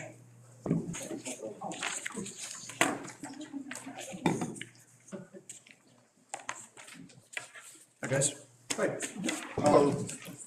You're asking about co-op sports, I think it just helped out a little bit on some costs. For example, you can't budget, like Nordic ski, Southeast, the host school. Well, this year, for the first time ever, there was 0 skiers from Southeast. They were all Rock Ridge kids. So we paid 100% of the Nordic ski budget at Southeast. Sure. Usually, Southeast had many, many skiers, so we only paid 20% or 30%.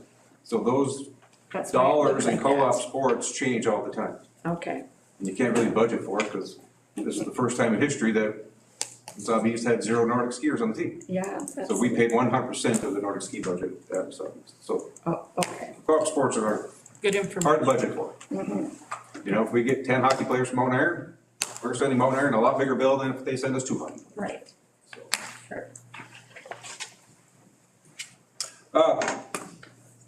I just put some notes together for you guys. We're talking about cutting sports and cutting junior high sports and cutting coaches. And then Chad can dive in a little bit on the community ed. We can try to pull it off and run some junior high sports through that. But the assistant coaches there are the numbers from last year. I added the strength coach to that because when we added the assistant coaches 2 years ago, we added the strength coaches to that.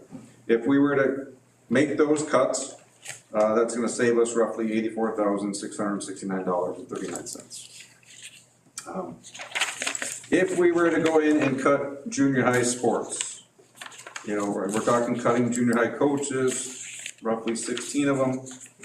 That's an additional $61,000 in cuts. If you add the two total together, you're looking at $146,000. That's cutting 30 coaches. You heard it, we can't sustain cutting 30 coaches and operate our sports, whether it's junior high or 7 through 12. That's just not feasible. There's some other costs there for you, officials costs for these junior high sports, and I put basketball, girls basketball, baseball, softball, volleyball, because those are the main sports. When you cut junior high sports, if you're thinking about cutting junior high sports, those are the ones that are gonna be affected the most. You know, sports like cross country and swimming and those other sports, we can run them as a 7 through 12 program, but they're still gonna be losing a coach if you cut the junior high sports out of it. You know, for example, boys golf, you know, if you cut a junior high coach from boys golf, we're down to 2 coaches left on the salary contract and we have 56 boys golfers. 56 boys golfers and 2 coaches is hard to do. You know, especially when we might have 2-3 meets on the same day. Well, who are we sending? Are we sending a volunteer coach to one of the meets? We only have 2 coaches. So things to think about when you think about coaches. Officials amount there again in there. You know, and every sport is different if you want to cut junior high sports. Could we run it? Yeah, we can run it. It's not going to be great. You know, maybe the booster clubs pick up a junior high coach and, you know, things like that. So I'm just going to go through some more scenarios with you, but like football, for example, it's not easy cutting junior high football. There's 80 kids out for junior high football. Huh? 110? So their revenue in the gate and their registration fees is more than what we paid for coaches. But we added 2 junior high football coaches because there were so many kids. Maybe you just stick to the standard 2 and then they have the volunteers to save some money that way. So there's different ways, you know. When it all said and done, we had the coaches meeting, you were there, Jennifer, and my coaches would really like just an amount. Like, give me an amount that you want cut from the athletic budget. Is it 100,000? That'd be about 10% of the budget. And then I would like to go back to my coaching staffs and figure out, how are we gonna cut $100,000? Is it a certain percentage across each sport? You know, maybe do we cut one junior high coach and not two? You know, if you were to go in, for example, for basketball, if you cut the assistant coaches, and then you go ahead and cut the 7th grade coach and the 8th grade coach, we're gonna go from 6 boys basketball coaches, 6 girls basketball coaches to 3. You know, right now we run 5 teams. You know, A, B, C, 7, and 8. So there's different ways to look at it. But like I said, if you give us a dollar amount, okay, we want $100,000 cut out of your budget, maybe we only lose 1 coach instead of 3 out of that sport. Maybe, you know, like volleyball and basketball, maybe we can get some game workers. I put some notes there for you. We pay about $39,500 in game workers. You know, and I sent you the list. I mean, game workers are a vital part of the game. But maybe volleyball says we can get volunteers. And we can save $5,000 and we get volunteers to do the book and do the clock and be the libero tracker and all that stuff. And now they can save a junior high coach and we can keep that program going. So each program wants to dive into what that number looks like for them. Same with basketball, same with baseball. Can we get some volunteers that way and save some money? Some game workers we can't have volunteers for. They're just part of the game. You know, the official book for basketball is part of the referee crew. They're in uniform and everything. We have to pay that person. They got to know what to do. You know, and just some other things like basketball. You just can't throw somebody off the street and run the shot clock. You can't. Parent volunteers don't work for that job. You know, they can be trained. Don't get me wrong, but it's a knowledgeable thing for some of those game worker jobs. But we could save some savings there. We might save half of that. We could save $20,000 in volunteers for that. So that's why each program wants to dive into that number. Some other notes there, like Andrea said, we spend about $100,000 on our clubs. Do we look at cutting some of that as part of that percentage? You know, if you say $100,000, does $10,000 come out of those clubs? Are we cutting the assistant speech coach or junior high speech coach? Are we cutting junior high math team? Are we making this all just athletics or all activities? We have junior high knowledge bowl. Are we cutting those if we're cutting junior high sports? It's something to think about. That can all be playing a number in there. Again, I'd like to go back into my knowledgeable team or my math team, say, is this doable? Can we do this? So there's a lot of savings if you want to cut coaches. But after that meeting, I guess I'm asking you to give me a dollar amount, whatever that is from the athletic budget, item number 11 in Noel's proposal. Do you want $100,000? Do you want $125,000 cut out of athletics? So that I can go back and have a coaches meeting and say, okay, we have $125,000 to cut. How can we cut this so we're not losing our junior high sports program? You know, we had 408 today kids signed up for junior high sports this year. That's a duplicate number if they play more than one sport. But that's a lot of kids playing junior high sports. Just to totally wipe them out and say we're going to cut junior high sports and try to run it in an alternate way. It's not going to be the same. It's not going to be the same run out of the community yet. It can be close. But my coaches are overwhelmingly in favor of, like, let's try to keep it status quo. You make the schedules, you hire the officials, you do that, and we'll see where we need to pick up. Maybe the Booster Club needs to pick up one coach. Maybe the Booster Club will pick up for the officials for the junior high games. That's why they want to dive into their percentage of what they need to cut from each program.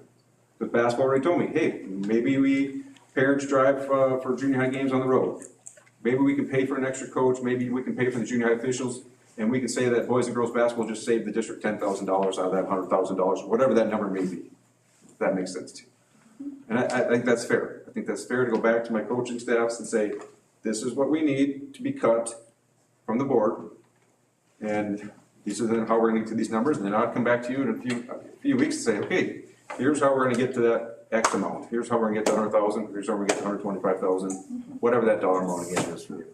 So I guess in my take of cutting coaches and cutting things, I need a number from the board. What do you want cut of our athletic budget so that I can go back and present to them how are we going to get this cut? How are we going to do this? So there's numbers there and what we can do and cut. So questions, I guess, on my part, and I'll let Chad try to explain how this would look if you wanted to make junior high sports run out of community ed in a little bit here. So.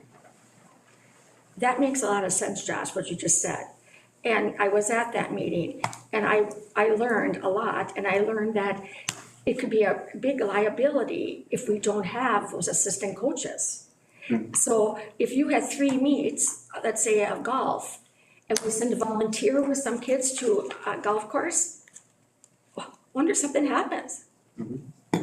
You know, so I really like this proposal much better of giving you an amount that has to go back to the coaches. And some of them at that meeting, they had some great ideas just for their own sport.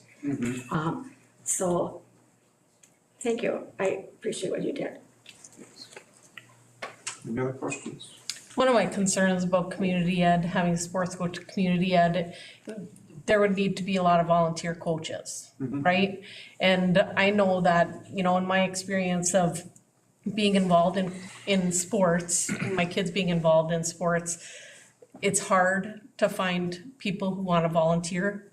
And a lot of times it's the same people volunteering for different things. Do you think that is going to be an issue with finding people? I mean, ask any booster club, they have a hard time getting volunteers to fill the concession stand slots, right? Now we want to have them volunteer for being game workers or volunteer to coach a team. It's not going to be easy at all, but that's why I want each sport to be able to dissect it. Where can we make this up? Because maybe the booster club will, like I said, pay for one of those extra coaches, say that's $6,000. Because a junior high coach, where did I put that? Is roughly what the, 3,200. Yeah, 32, but with the benefits and stuff, it's like 4,000 something, you know, per junior high coach. So if we did that, if we said a dollar amount and go back, how soon do you think that you guys could meet and come back? I mean, could you come back to our board by our next meeting We'll on the sure 28th? We'll sure try. It's not easy getting every coach together, obviously, especially with spring sports and our spring coaches. I mean, I was just telling them, I rescheduled 17 games just today alone, so we're flying around and running, but we'll make it work, yeah. We'll have numbers for you. But I need that dollar amount then, ASAP, what that amount is, what you want cut. 1.5. Make sure. Make our job easier. Other questions? No, I appreciate the problem solving. Yes, very much. And that was one of the reasons we brought back last year assistant coaches, because of all the kids and stuff and the liability, like you said. So, but this way is, I do like this idea, and then it would at least keep it kind of status quo for a while too, without making big changes.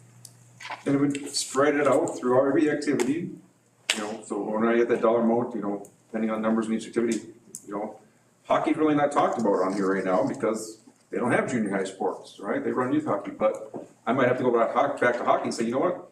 We need to cut $4,000 or $5,000. You have to help out. So maybe they get $4,000 in volunteers to run the game workers, you know, shot clock, you know, penalty boxes and all that stuff to save their money. So, you know, I want to be able to spread it out through all the sports. And activities. Why is football not on there for proposed assistant coaches? It was never added. When we added assistant coaches 2 years ago. They have the biggest staff. Yep, we didn't add any new football coaches. But they have the biggest staff. They do. Yeah. Yep. But that was not a coach that was added. Well, I mean, I don't know how they're more important, and I'm a football guy No, too. Added or not. I'm not, John, I'm not saying any sport's more important than the other. Added or not, I mean, it's still. Right, but those are the coaches that were added 2 years ago, that's why. Okay. That's the only reason why.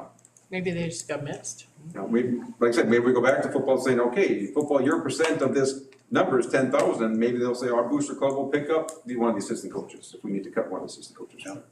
Have an assistant coach split the pay, and boosters pick up the rest or something. Right, that's, yep. Move things around. Communication is key for sure. What about transportation for C team? Like, is 7th and 8th grade riding on the same bus as C team?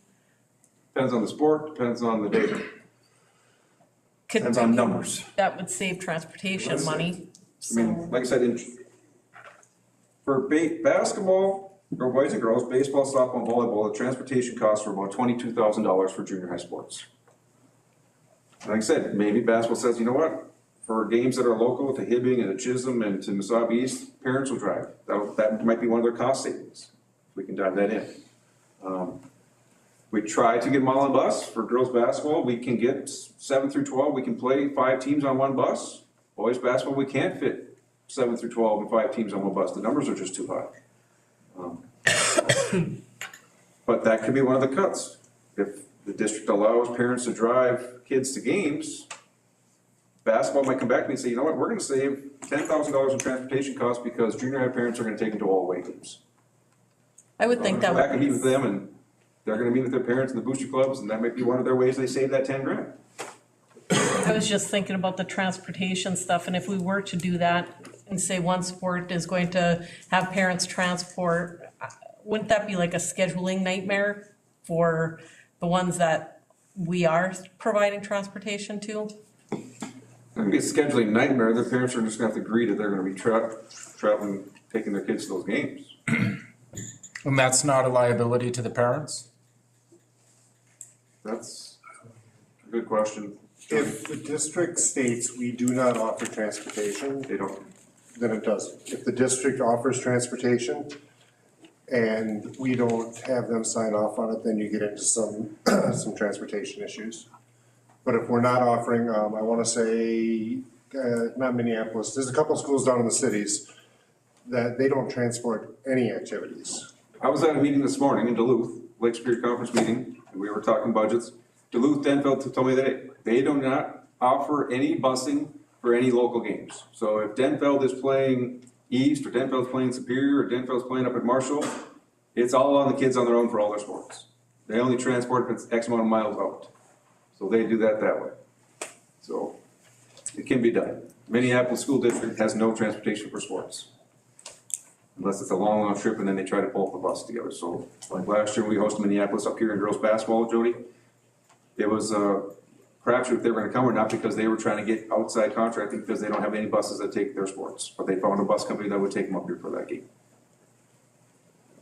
Would we have to do any kind of I mentioned this to Noel too, but would we have to do any kind of an MOU or anything like that if we're making any changes to assistant coaches or? That's contract, maybe union issues, maybe, yeah. I'm not part of that. I just go off what you give me in the contract and hire coaches and go. So maybe you might have to with the union. Maybe Noel, you can help on that. And board members, what we would do is if you give Josh a number and then he goes back, talks to his folks, they say, here's what we want to do. Then we take a look and see if there's any implications on the contract and go from there. Well, we had 175 down on there, I mean, already. Should we see if we could wrangle near that? That's travel too, that's coaches, but. Oh, that's travel, okay. Yeah. Like I said, we operate, look at Andrea's numbers, about $1 million budget. So if you want to cut 10% from the athletic budget, that's $100,000. Again, we need a number. Could we raise fees? That's always an option. We raised $10. this year. We could raise fees. We could raise ticket prices again. We sure can. If you guys want to go that route. We do have cheap fees compared to other schools. Still for sports registration, our ticket prices are right in the ballpark with other schools. We could raise the fees there, we could raise ticket prices, student passes, student passes. Might soften the blow some of that. It might give us another 20, 30,000, which would save maybe 5, 6 more junior high coaches that, they wouldn't have to cut or the booster clubs would have to pick up. I mean, our booster clubs pick up a lot right now. Yeah. A lot. They do. I know, they sure do. I mean, you were at the meeting and I just threw out some questions and Jamie spoke, it's $35,000 for baseball they're paying right now. $80,000 is the number I heard our boys hockey booster club pays for. Josh, do you have the numbers for transportation for junior high, or could you get that? I just have it for those sports, but that was the numbers I got from Bob, about $22,000 for those sports. So if we didn't do transportation for 7 through 9, we'd save 22,000. Roughly. So if we did, like you were talking, Duluth does, or the metros do, no transportation within 60 miles. Right, that would save some money. I don't mean to step in here, but the high school league is looking at changing the governance for ninth grade, which would become. Already done. It's done. They'll Become a high school sport. They'll become a high school, that's right. So I think you'd just be looking at seventh and eighth grade primarily. Yeah. 9 through 12 is all governed now, that's passed. And then, like I said, a lot of our sports do run as a 7 through 12 program for, tennis. We just have JV varsity. Those 7th and 8th graders are our JV team, which makes them governed under the high school league then because they're on the JV team. They're covered under the catastrophic insurance and all that. So. Okay. That's something we give them a number during our discussion. I think that'd be the 7.7 when we get to that number on our list. And when you think about the community ed piece, and I'll just touch on that briefly, community ed is like support. We are two completely separate entities. Athletics and community ed, as far as where our budgets come from and what we actually do. So if community ed were to help out by taking some things that would be financially would be the transportation, because it would all go to volunteer driving. All the parents would have to drive. Salary savings, coaching, community ed, once again, would be volunteer coaches. And I know Brandy talked about that piece, is how you're gonna find quality volunteer coaches. You'll get some will be more difficult, but that would be approximately $37,000. If we were to shift the 7th and 8th grade basketball, volleyball, baseball, softball, potentially into community ed, part of Josh's salary could be shifted into community ed because we're running it under community ed. So a quarter to a third.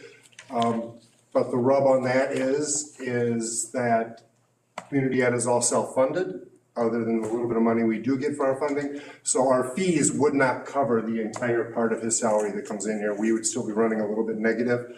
So maybe you don't move the whole 20% or whatever it is in there, maybe you move part of it. Otherwise, we raise fees to cover that percent of the salary that's brought in. So we, under this model here, we keep the fees at that $140. Some of the potential challenges could be less experienced coaches, a possible drop in competitive level, increased possible costs for families. Booster clubs are not set up to run travel teams right now. Coaches, because of that, booster club's not set up to run travel teams, and the community ed's roots in participation, equality, so that it's not a team and a B team. Community ed is based on equal, so you'd have that.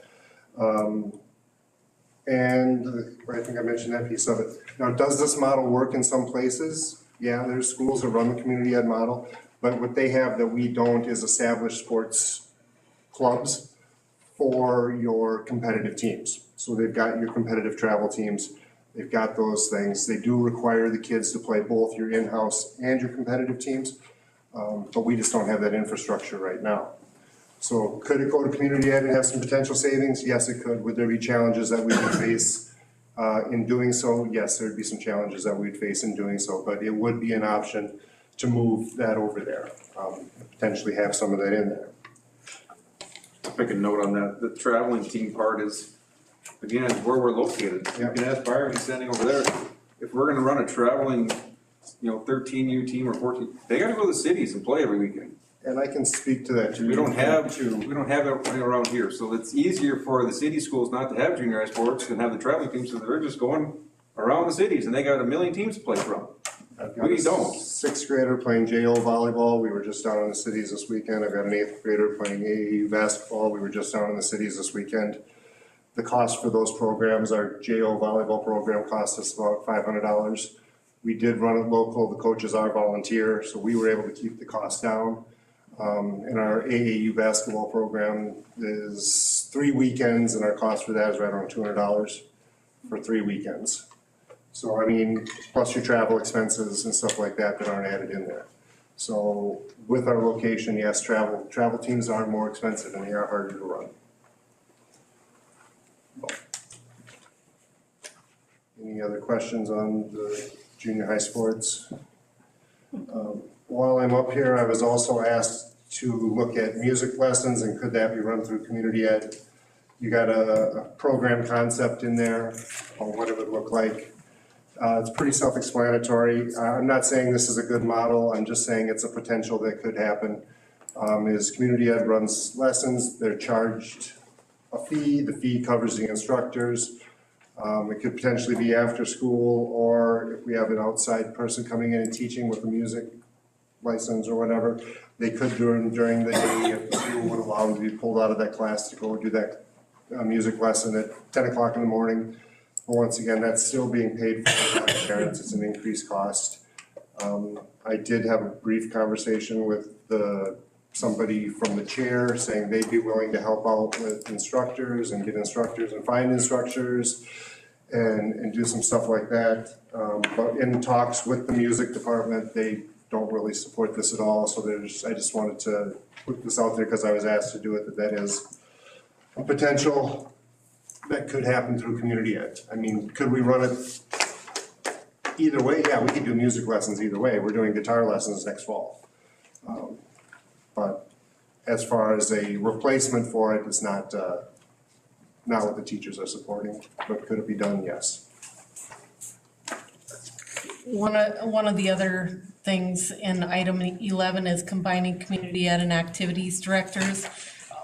What are other same-sized districts doing? I'll give you an example right now. I've told you guys this for years. We are bigger than Hibbing. Hibbing has a full-time AD, full-time community ed director, 3 secretaries in that office that runs community ed and activities. It's me, him, and Julie.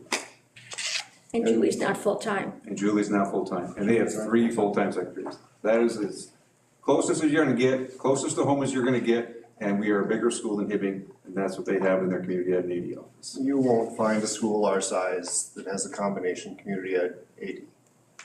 Right? It just doesn't happen because of the scope of what you're doing. Like I said, we are 2 completely different entities. His is all activities, athletic based.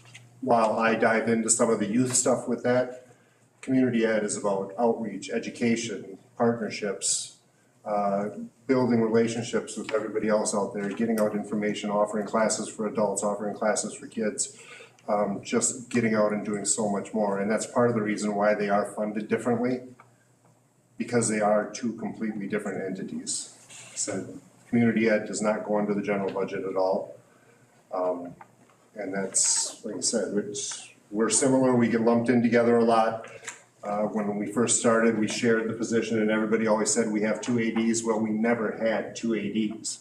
We had 2 part-time ADs and 2 part-time community ed people. So there were never 2 full-time positions in the AD position. So like I said, it's 2 different, it's apples and oranges when you're really looking at them together. Thank you. Yes. Thank you. Thank you. Buildings and grounds. Mr. Ross, Mr. Hoag.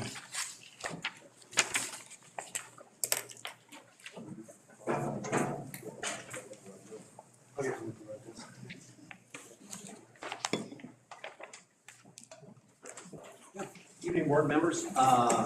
Mike and I are up here to talk about reductions that we can make in both of our departments. I'm gonna go first over transportation here.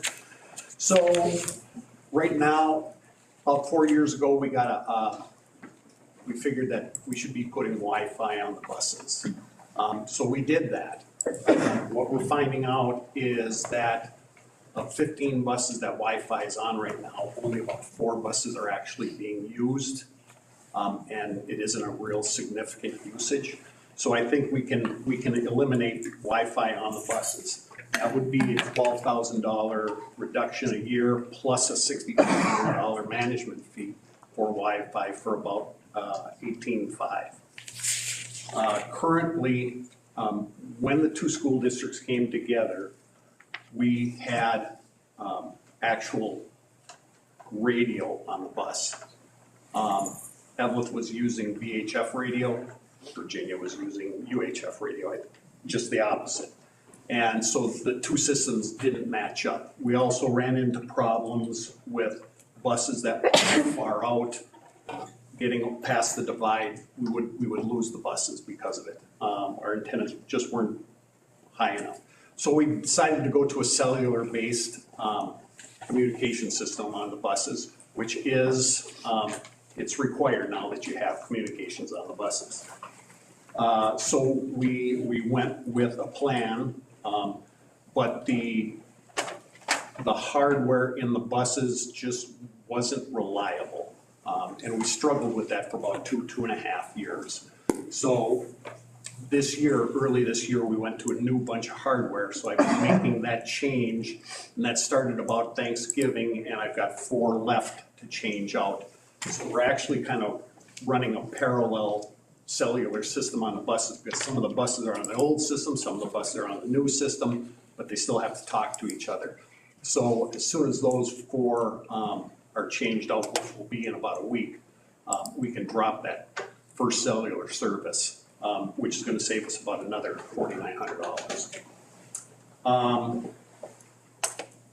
Next year, we should be able to eliminate most of the overtime on the buses. And what I mean by overtime on the buses is because of driver shortages that we have right now, we are using staff employees, custodian drivers, to fill some afternoon spots. Well, that is all on overtime.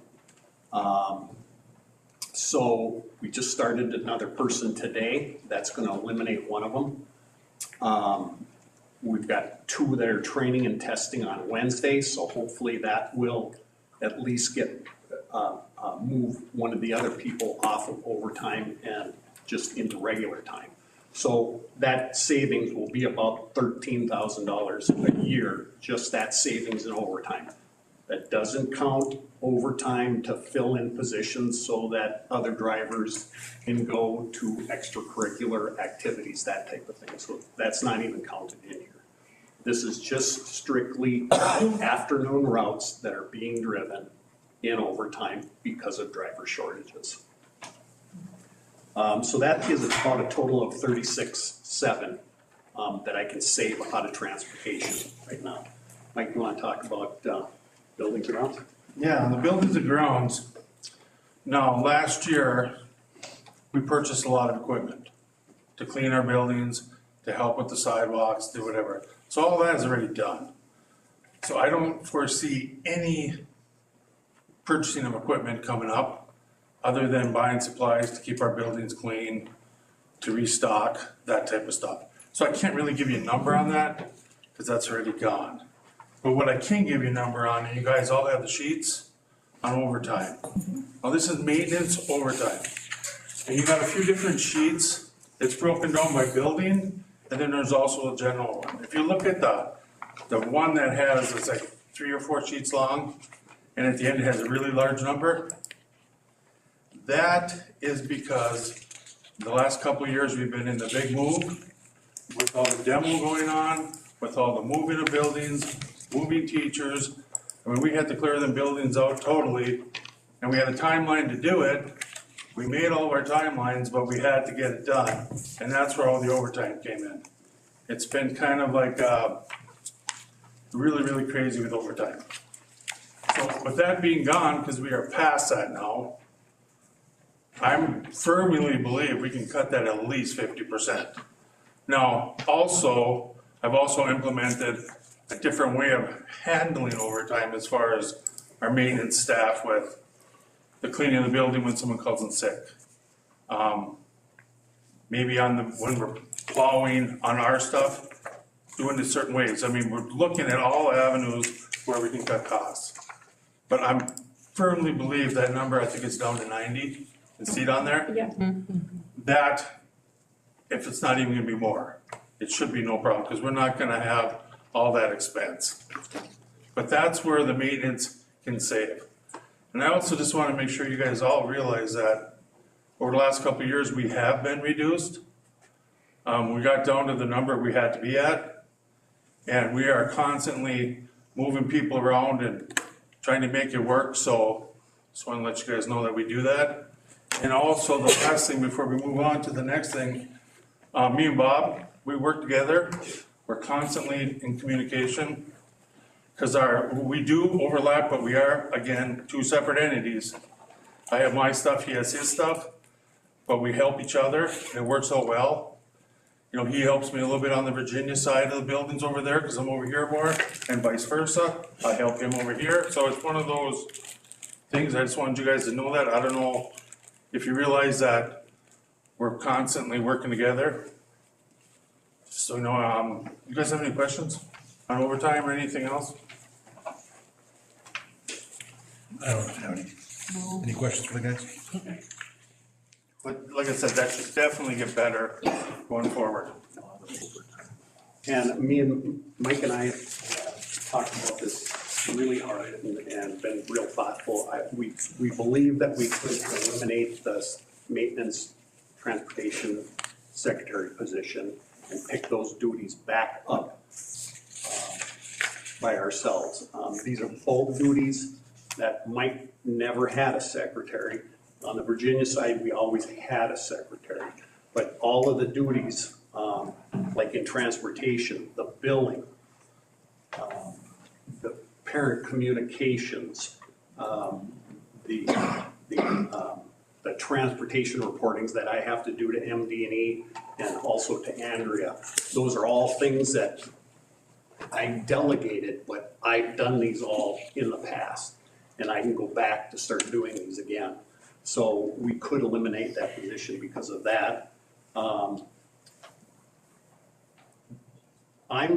Because of the driver shortages, I'm out of the office more and on the bus a lot, where I really shouldn't be. I used to handle all of the parent communications at the end of the day. When I started getting on the bus, then the transportation secretary started to take some of those calls. But now that's kind of transitioned to each individual school.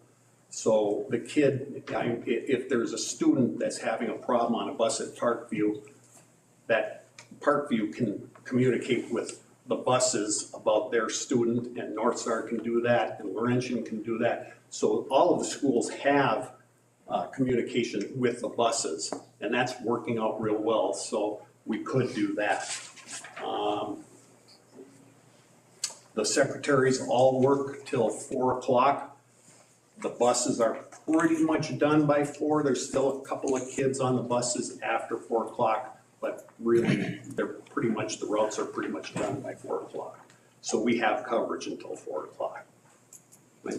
Yeah, on the buildings, grounds, maintenance side, if that was to happen, I would, resume all the duties of what the director does, the billing, the ordering, all the materials, handling all the staff, all the stuff that I've done in the past, just in a smaller district. Yeah, like I said, it's a big job. Like I said, go back again where me and Bob work together on a lot of different things, but that's something that I have done in the past. That's really about it. And that is a total of about $172,000 in savings in transportation and in the maintenance department. I mean, I should go in more detail, the exact, what is done on what I do every day, but it changes day to day too, depending on weather and what's going on at the ball fields. You know, you all know we got 5 turf fields, and that's a big job right there. You know, we got 9 buildings. It's a lot, but It's a lot. we're working. Any questions that I can answer? Any questions for the guys? I think that reduction is amazing, so thank you for, problem solving again and diving deep. I'm really confident that we can do this. Yeah, I hope so, yeah. It's a significant amount of money. Thanks, guys. Thank you. Thank you.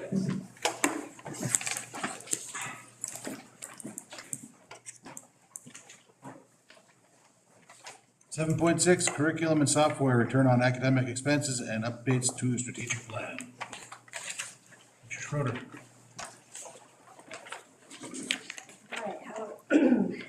Happy I don't have to scoop off this time. All right, so a few things. The first thing I'm going to talk about is just the academic return on investment process that we went through. So if you guys have this in front of you, I'll kind of go through this. Basically what it was is the company kind of gave us a spreadsheet that's already pre-formulated. They asked me to help with putting in all the curriculum expenses that we do every year. And so once I kind of typed that in, we organized it by like add-ons, so extra things that we purchase that we, are nice. Some are, and we'll talk about that. Some of them are just curriculum, like we need reading, we need math, we need general things to keep us going. Another area was operational, kind of like our Schoology, Power School, we need those systems to survive. And then state mandated programs, like things that are required by the state, like the Renaissance assessment system, that's our fast bridge that we're required to have with the READ Act. And then PATHFL is the personal learning plans that we need as well for our 9th through 12th grade students. So those are some programs that we can't really get rid of because they're required. But the one area we can look at are the add-ons. So once we plugged everything in, we kind of looked at how much it cost, what's it per student, how many kids are using it, what's the usage, what's the teacher usage, things like that. And then they had us put goal areas, which we used our strategic plan to do, like the career focus instructional assessment, and we looked at all those areas, and then we rated it. I can give you guys the more extensive copy, but to fit it on this paper, it was tiny, so I put the main columns in here. Once we did that, then we kind of aligned it with our strategic plan. So if you see the ones in yellow, and I'm just looking at the first sheet because really to me, where we can save is with the add-ons. And so the ones that are highlighted in yellow, those all align with our strategic plan. And I guess for me, like that's basically what we should be, everything we do should come off the strategic plan in my eyes, otherwise what's the point of it and how are we gonna get better? So the things in yellow to me should stay because they align. If we looked at the things in white, we could survive without those. And some of them, like the first one, the science teacher license, that's $75, very cheap. So that's why it's a high return on investment. So maybe we can save that, things like that, but it's just to look at. But anyway, once we kind of did this, then they gave you some formula that said if it's a high return on investment, a medium return, or a low return. And so you can see that over there. And of course, some of the things are on our strategic plan, say they're a low return because they are kind of expensive. But that's why we built Rock Ridge, I think, is to make this change and to make a better school for our students. And Avid and Leader and Me to me are the two biggest things we can do to make that difference. I have been in education for 18 years and majority of that was in curriculum instruction and learning. As an instructional coach, as a principal, as a curriculum and instruction coordinator, that was my job for most of my career. And I've seen schools transform if they do this. I know it's hard here in Minnesota. It's a little bit different where I came from because we didn't have unions, and I'm not saying it's all bad. I get why they're here. But I also want to say, we have to look at what we can do, honestly, because if you go to a workplace, you're going to be evaluated based on how you do. And I feel like as a teacher, you can just show up to work and you're not necessarily, who's judging you? How do you lose your job? Not that I want people to lose their job, but what I'm saying, I want people to do their job better. And honestly, listening to people talk about Dr. Wetzel, I get emotional because it's crazy that we have to get rid of teachers like that, but we have teachers on the total opposite spectrum, and they just get to stay. Whew, I didn't even mean to go on this trail, but anyway, here I am. So is there something we can do to we were as a teacher, when I was a teacher in Arizona, I got evaluated. I had to show that my data was growing. If it didn't grow, I didn't get a bonus. We had bonuses. This motivated teachers. You had to get scored of highly affected to get your bonus. You had so this we're just messed up here in Minnesota, to be honest. And it's not like it's the teacher's fault here or anything, but it's just we're backwards. And it's there has to be some kind of expectations and some kind of accountability. So okay, I'm off on that. Okay, I'm gonna move on.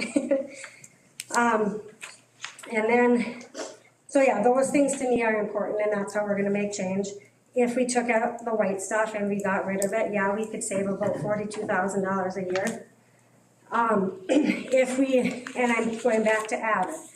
So Avid is basically a system that everything at a school falls into. Like it's systems, it's leadership, it's instruction, it's culture. Everything we do could go into that. Leader and me, same thing. It's leadership, systems, culture, academics. They're very similar.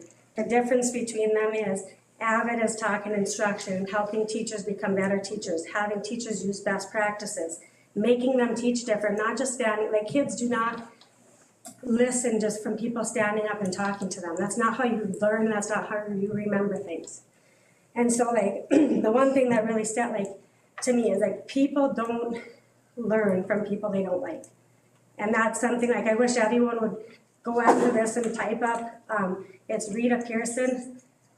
It's like, I think it's called Every Child Needs a Champion.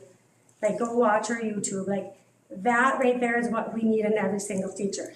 Like, every kid here deserves somebody that's got their back. And I just don't see that enough. I don't.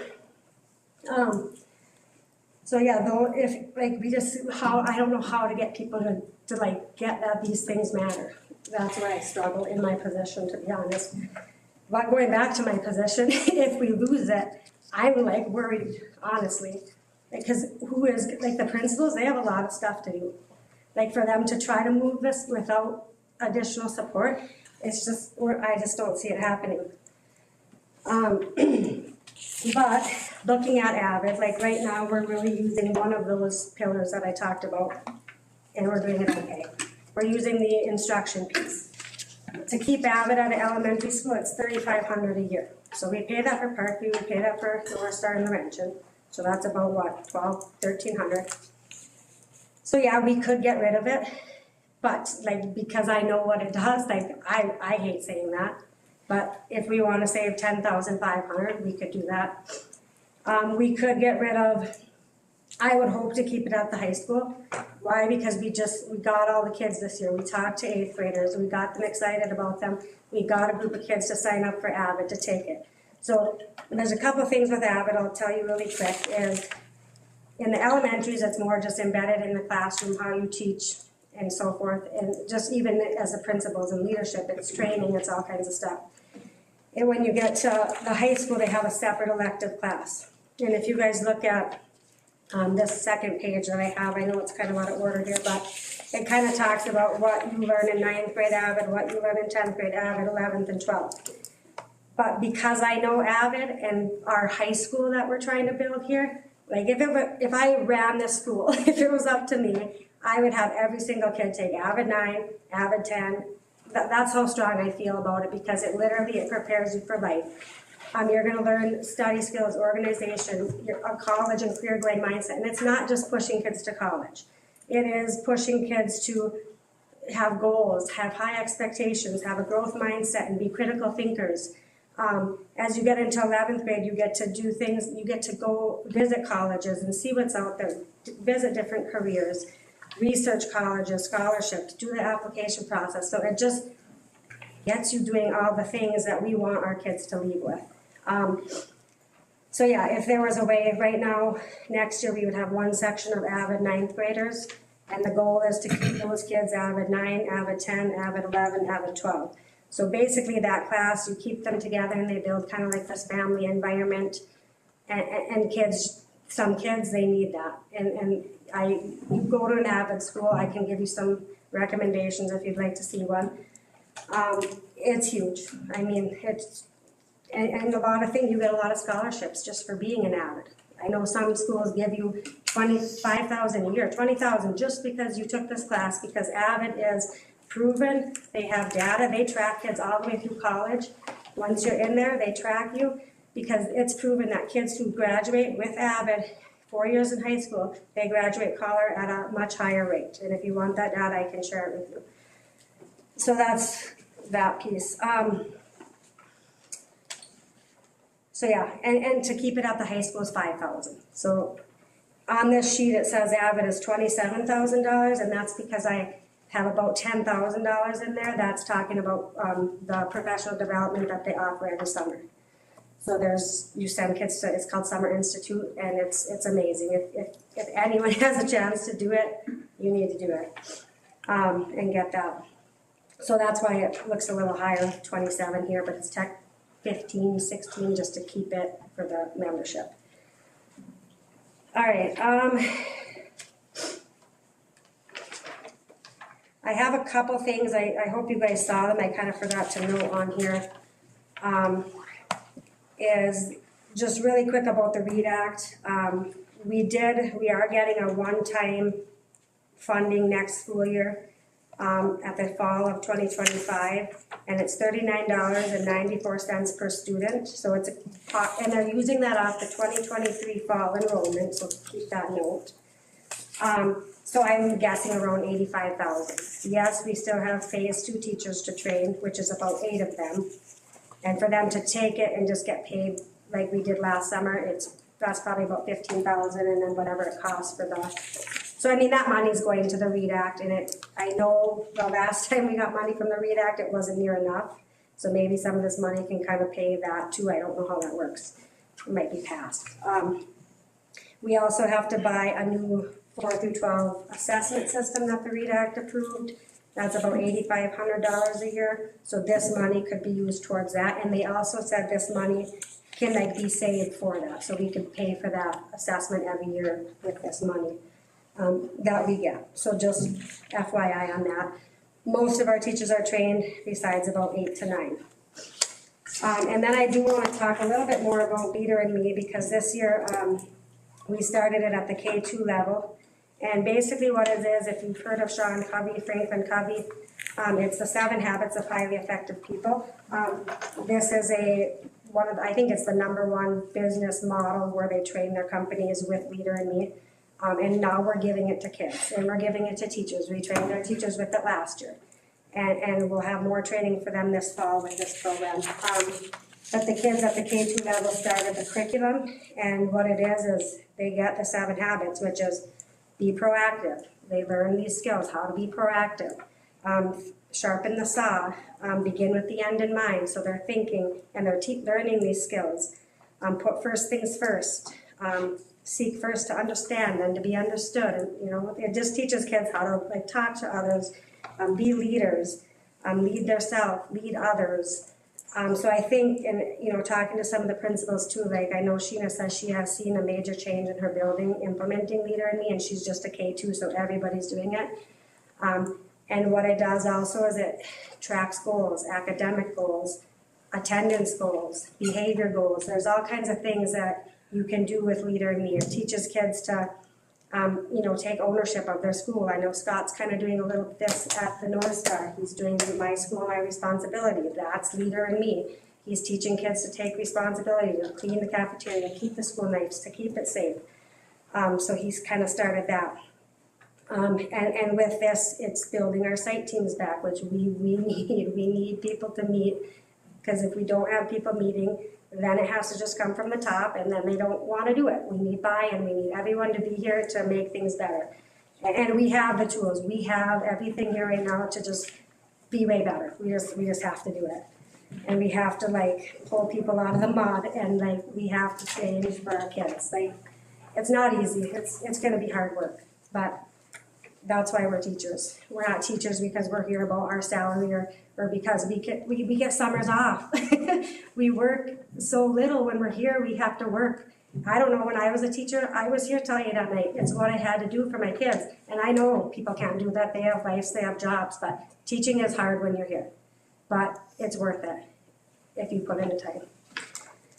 Okay, now I'm gonna move to really quick on our roadmap. Can I ask a question first? Oh yeah, go ahead, Ty. So how come Avid and Leader and Me have a low return on investment? I think it's because of the cost, because it's, and I tried to talk to the company it was kind of hard to understand their formula, but I can get them in here. I think it's because they're so high, so it is a high cost for kids. But it really is our foundation to being better. And is that every year? No, so Yeah, it would be. And I think the leader in me, it might be different as each year. I'd have to look at our contract. I think it might change. But yeah, it's not, well, no, you know what, leader in me will be cheaper down the road. The initial cost is because we are training all the teachers too, so they're getting training every year. So they got the initial leader in me training this fall, they're gonna get a training, and then in third year, they're getting a training. So after that, the cost will go down, so I could give you that. But I think for 3 years, this will be our cost. Are there reproducible, booklets or? Yeah, so everything is online, so if we really wanted, we wouldn't have to purchase the books. And a lot of this is, yeah, we got a lot of stuff in the beginning, so I'd imagine, and I can look that up and ask them, hey, what does this cost year four, once we got all the training and everything? Cause yeah, it's gonna be much less than that. And if we didn't buy the books, we could print them, or we could just put, it's all digital too, so teachers can just click and go, and it's pretty easy to do. But it really helps, I think, with the behavior side of things too. Alicia, I'm sorry for interrupting, but wasn't there funding sources that came to help us with leadership? Yeah, there is funding sources and grants, but I think this is what we paid after, so I'll have to look at the other 2 years and then figure out the continuing costs. But they said there's more grants we can apply for in the future too, and they help us with that, the company. And on that topic, members of the board, some of those costs of people coming in could be deferred, because yours truly sitting here would probably be able to do some of that, because I have finished all the training. In fact, I was #1 in the world with Stephen Covey doing, they call it Leadership Mastery Lead. So some of this I would be able to pick up, so we wouldn't have to fly somebody in from somewhere else. Yeah, and the system has trainings, like right now I'm taking a course for training families. It's like highly effective families. So once I go through this training, I can get the certification. It used to cost like $3,000, but now it's free because we have the membership. And so once I go through that training, then I can offer, I was gonna talk to Chad and get like a community ad for, highly effective families and offer it to parents. Because honestly, as a parent, I'm loving going through that course because it's like, yeah, I need to do things differently. But it's really good, so. All right, so now I'm just gonna go on to any questions, I guess, on that piece before I move on to the strategic plan. All right, so the next part, so I'm just gonna kind of give you a quick update on the strategic plan and kind of where we're at. And I mentioned some of it earlier, but I know Willie talked about this part. The first section is career focused.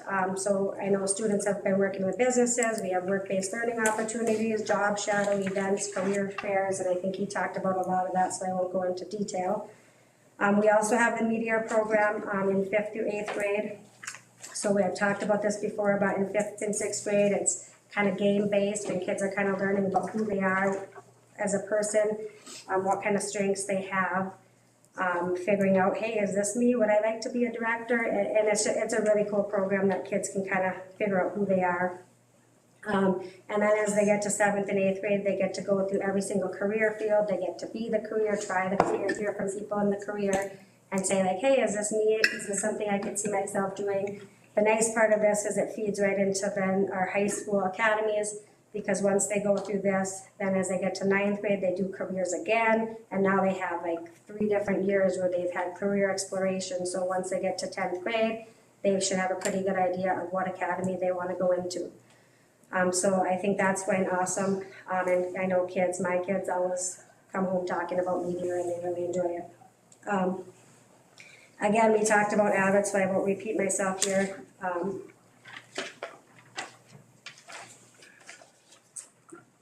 And then the next part I'm going to talk about is the personal learning plans. So I talked a little bit about Pathful before. So this is the system that we have to kind of have all of our students on this plan. It's online, so kids can log in. All their stuff is there.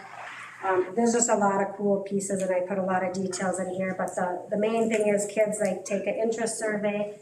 And again, we have to make a plan, like what are we gonna do in 7th grade, which teachers are gonna be in charge of it, when are we gonna do this in 8th grade, and it's pretty easy in 7th and 8th, because we'll use My Futures to do parts of this. And 9th grade will use the careers class, but now we gotta look at 10, 11, 12 and see like which classes can we do some of these components in, so we're meeting the state requirements and giving our students, you know, a personal learning plan that's gonna be useful for them. So once they take this interest survey, it basically rates their careers, so you can see I did mine, and it's like, oh, my number one is education and training, so that's great. I got my career I wanted. And then the kids will get this, and then it'll be saved in there. So then they can say, okay, if I went into education and training, what are the different jobs I could be? And then it'll give you all the details they can get from that. You can search colleges, so then it'll even tell you, like, these are some colleges that offer that career path. Do you want to stay in the state of Minnesota? Then you can search in Minnesota, and it'll give you all the colleges in Minnesota, and then you click on it, and it tells you how much tuition is. Just all the details are literally right here on the website, so it's very nice for students. It has a resume and a cover letter builder, a post-secondary plan. This is where the kids would put their top career choices, and it might change. Every year they might take that interest survey again, and now there's something else, because kids are always learning and growing. There's scholarships right in the system. They can apply for scholarships. There's even tons of lesson plans and projects, so teachers could assign lessons. Kids can just do lessons on their own. If I was a parent right now, I would tell my kid, go to clever.com. I'm gonna have you look at this stuff. Like, it's there. All the kids have access to it, 7-12. But they can go in there and do whatever they want and explore, and they can start taking the stuff right now. There's actually a job search too, so for our older 11th and 12th graders, they could type a job search and it'll pop up a bunch of jobs in Virginia, Evlith nearby, Duluth, and they could find some jobs in there as well. There's another cool piece on work-based learning. So there's tons of people within this system that have videos, or you can actually reach out and get them to come to your classroom via Zoom. So say I'm teaching something on construction and I want a construction guy to zoom into my classroom, I can schedule with him and we can set up a Zoom and he will come talk to my classroom right through the screen. There's also ones that are pre-made and you can say, hey, I want to join this live webinar. And even if you can't join at that exact time, you can get the copy of the presentation and show it to your class. And like I went to one the other day and it was about seeing a hospital. And it just talked about all these different jobs that I never heard of. And I was like, oh, some kids might enjoy this and be like, yeah, that's what I want to do. So it was super cool. But just a nice resource for our kids, and then it keeps us in compliant. So I'm working on getting a group of teachers to help me come up with this plan. I don't have a lot of people volunteering yet, but I'm hopeful I can come up to 3. So hopefully we can get a group. Otherwise, we're just going to have to go with our small group and come up with the plan and then give it to the teachers for implementation. Instructional design is the next section of our strategic plan. And again, like I said, we already use some of the AVID stuff. We use Wicker, is what they call it. This is our instructional foundation, which is writing, inquiry, collaboration, organization, and reading. We do project-based learning, and teachers are still doing 2 of those a year, and I think every year we're probably getting a little bit better as we kind of learn how to do this, so that's good.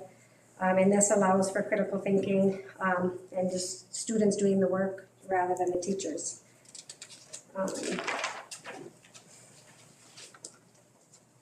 Another thing, I think I talked about this, is the learning goals I was talking about with Leader and Me is the WIGs. So we call them WIGs, which is wildly important goals. And so that's what our students are setting, our teachers are setting. And that's a part of the Leader and Me that I think is going good.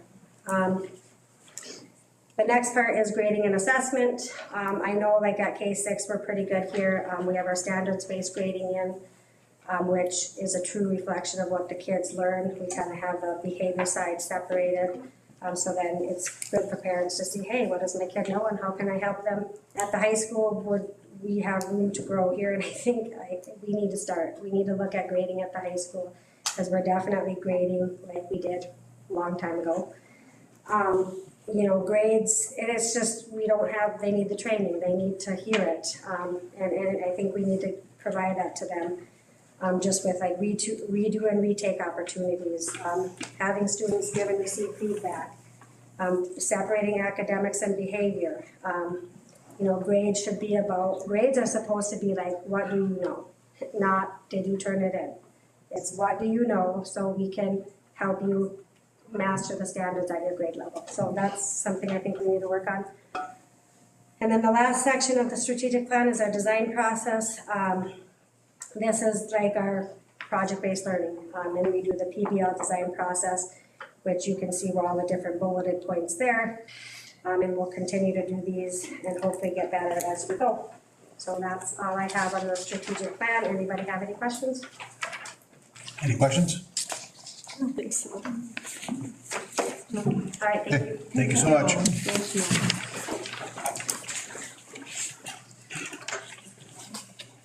All right. Now we're gonna take a 5? Yeah, it's up to you. Yeah, take a quick 5. Middle of the meeting, so. Thank you. Yeah, research is 5 minutes. Oh. Stand up, stretch a little bit. Yeah, little break.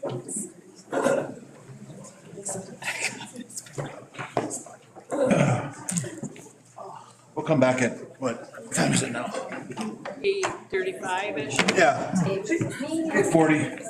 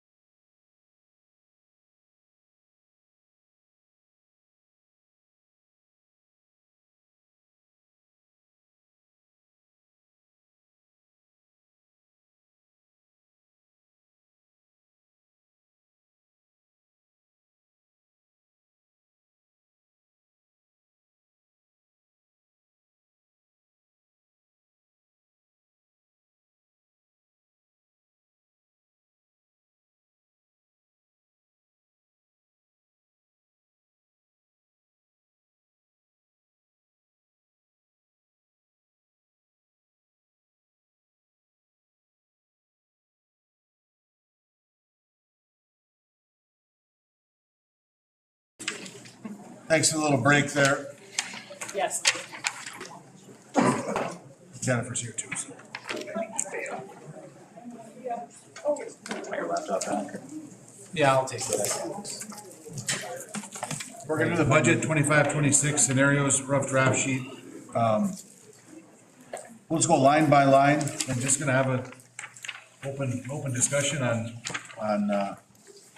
all the board feels of these reduction suggestions by the admin team. Number one, reduce dedicated smart program teacher. I think this is one that my personal thing, we have to reduce. It's a one-off in the only building we have. I definitely believe in the program. I think that, I'm hopeful that the teaching staff can fill in the void, but this is one I think that has to be cut. I think it's painful. We love Maxine and she does an amazing job and I think it's a very, very good program, but right now it's crunch time and it's one thing, like you said, it's not in every building and I just think it's something that we probably do have to cut. Yeah, I agree. I've been supportive of the SMART program, but I think it's time. Okay. Are we gonna take them one by one and ask for a motion then, I- Mr. Chair? Or are we gonna talk about all of them and then go back? or- I think we should go, make a motion after each one, as we discuss each one. That's what I would suggest. Possible action on, okay, so I think we can do that. Yeah. I would make a motion to reduce the smart program teacher. I'll support. Any discussion? All those in favor signify by saying aye. Aye. Opposed? Okay, motion passes. Reduce extra athletic coaches. I guess I'll just start out, I'd make a motion to reduce extra athletic coaches. That's I'm not for that. I think we can give our, I'll support that for discussion. Okay. oh, thanks. I think that when I had heard about the assistant coaches and the liability, and then with Josh coming to us saying about give them an amount, I would rather go that way. I agree 100%. I do too. But the one thing we can do is if we pass this, we can give them an amount, they can come back and say, we're gonna cut this much and save these coaches. Do you want to, I would amend my motion to say reduce by 125,000. I'd support that. I was just doing some calculations too, and I would support that. I was looking at, got it written down here somewhere. Yeah, that's awesome. Somewhere, but I would support that. 125. Any discussion?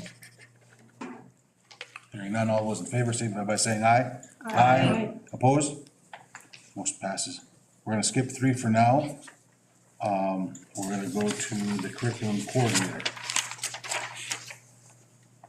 Is there a motion to reduce the curriculum coordinator?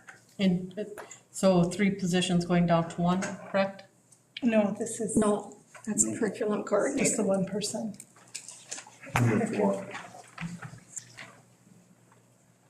I'll make a motion to reduce. Motion by Director Westby, any support? Support. Or Director Lotiger, any discussion? I think it's another hard, they're all hard, so I guess I don't need to say that, but it's probably something that we have to do right now. And these hopefully can get picked up. That's a tough one for me. Any other discussion?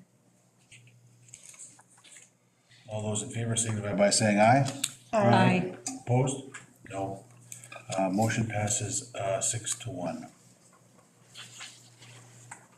Reduce 1 high school dean. Not recommended by superintendent or principals. I'm gonna make the motion to reduce 1 dean and I'll second that. Any discussion? Yeah, I'm curious because that isn't supported by the superintendent and principals, but to go down to reduce one principal is, so I'm wondering what the reasoning is behind both.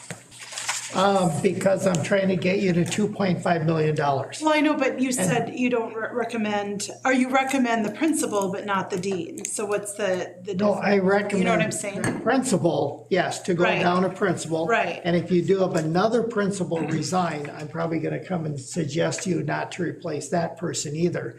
But for this one, in discussion with the principals, because of the discipline part of it, and how a year ago you heard quite a bit about behavior in the high school, and that's gotten better, but you're just taking off one support position, and we'll do it. It's up to you, because you are the decision makers. But this will mean that teachers will have to do more on their own, and will have to backfill in some way with some extra para workers. We'll figure it out. We're just not. The principal group has a lot of questions. My concern is, prior to the start of our meeting, we had some girls come up and talk to us and speak during visitor input, and they commented about the discipline. Even though there's been improvements, it's been a consistent message in all of the meet and confirm meetings about behavior.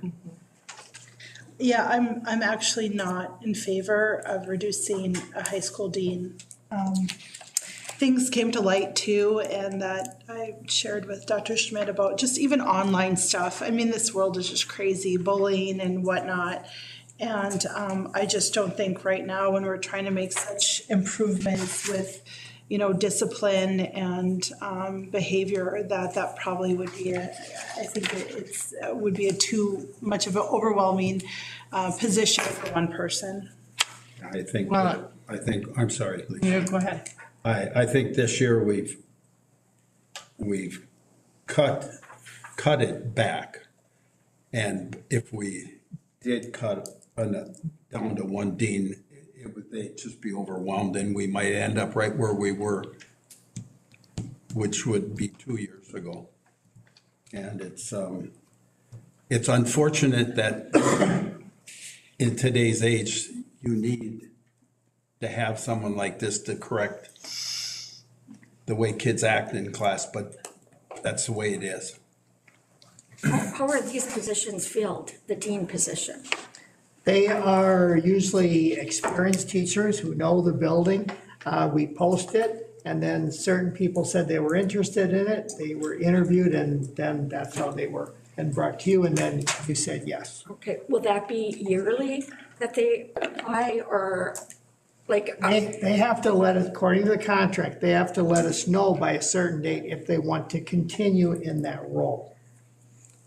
So the two who are in there, if they want to continue in the role, they need to let us know by a certain date, which is coming up very quickly. Who was the other one in there? Can you say? Or no, I don't want to say names. I'd prefer if you didn't say them. That's a bad question. Sorry about that.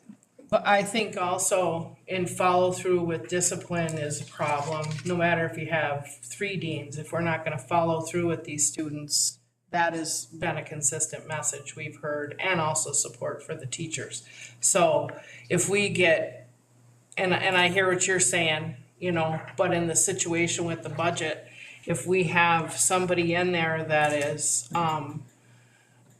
ready to, you know, be strong and enforce and make sure that those principals enforce, or the superintendent, whomever, you know, and get the discipline for those students that are misbehaving, because I think that's part of the argument that we've heard in the meet and confers too.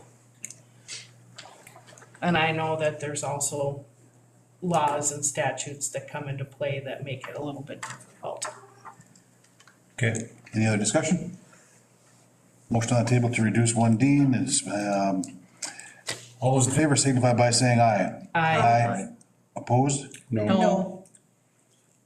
4-3. 4-3 passed.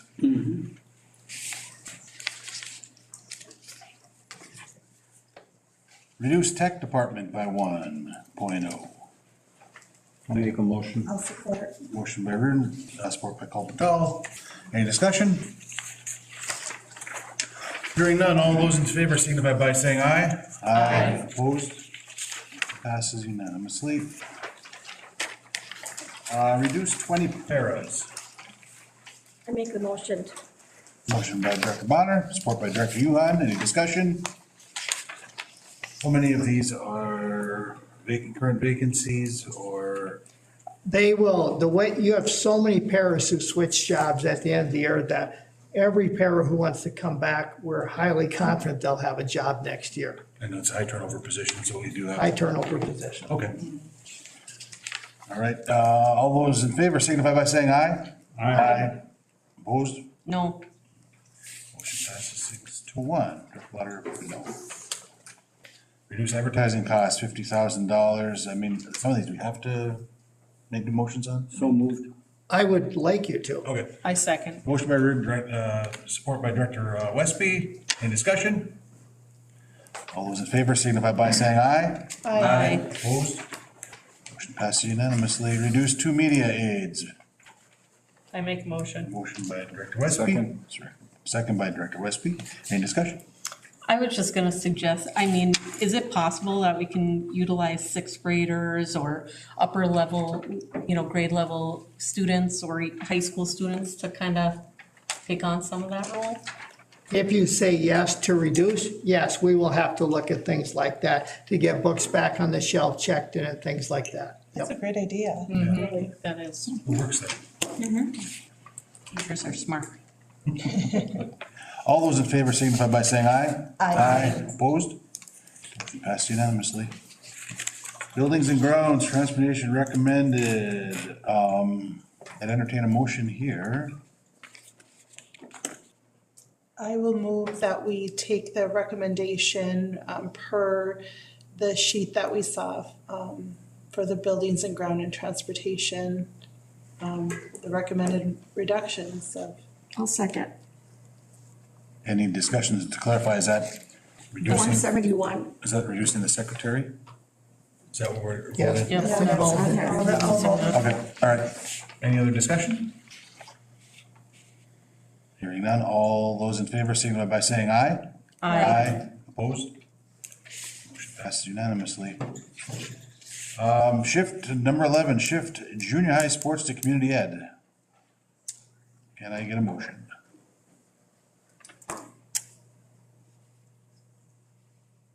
Can I get a motion? Last and final call, can I get a motion to shift junior high sports to community ed? That one fails, lack of motion. Number 12, reduce one principal. Can I get a motion? So moved. Motion by Lotiger, support by Yuhan. Any discussion? I'm just, not in favor of that right now, considering we've just got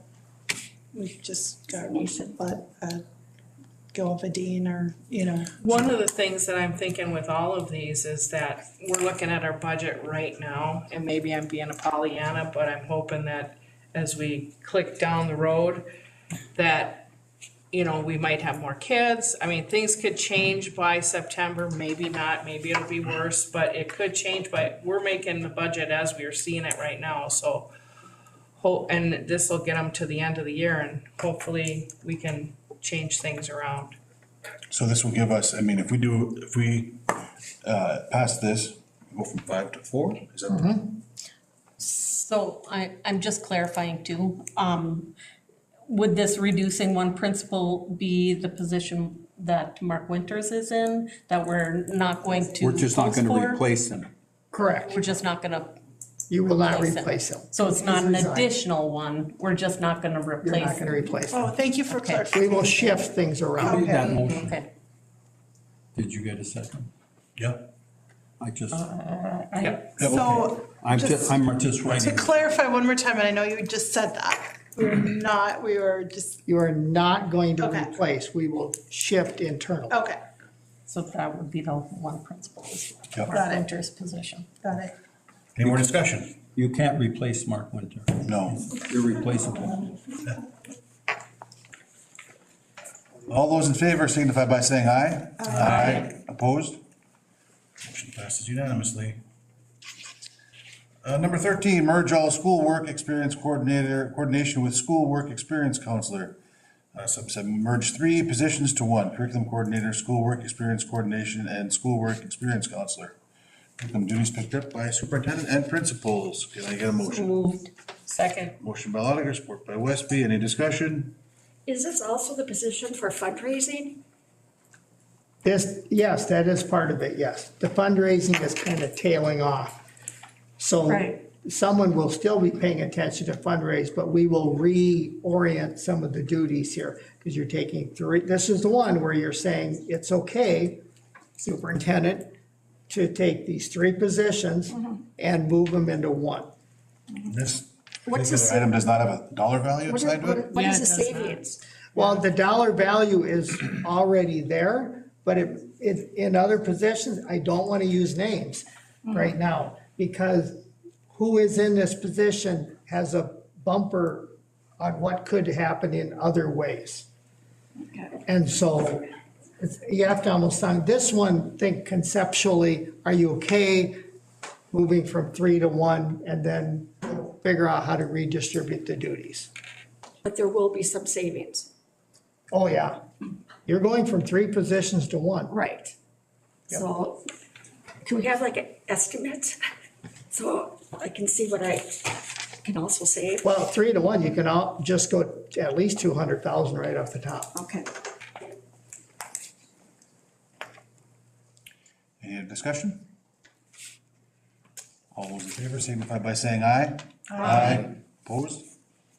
Motion passes unanimously. Number 14, reduce behavior interventionist, excuse me. Can I get a motion? I'll make the motion. Motion by Director Bonner, can I get a second? Second. Second by Director Westby. Any discussion? Now, this is a para that does this position. But are we gonna have counselors in the building?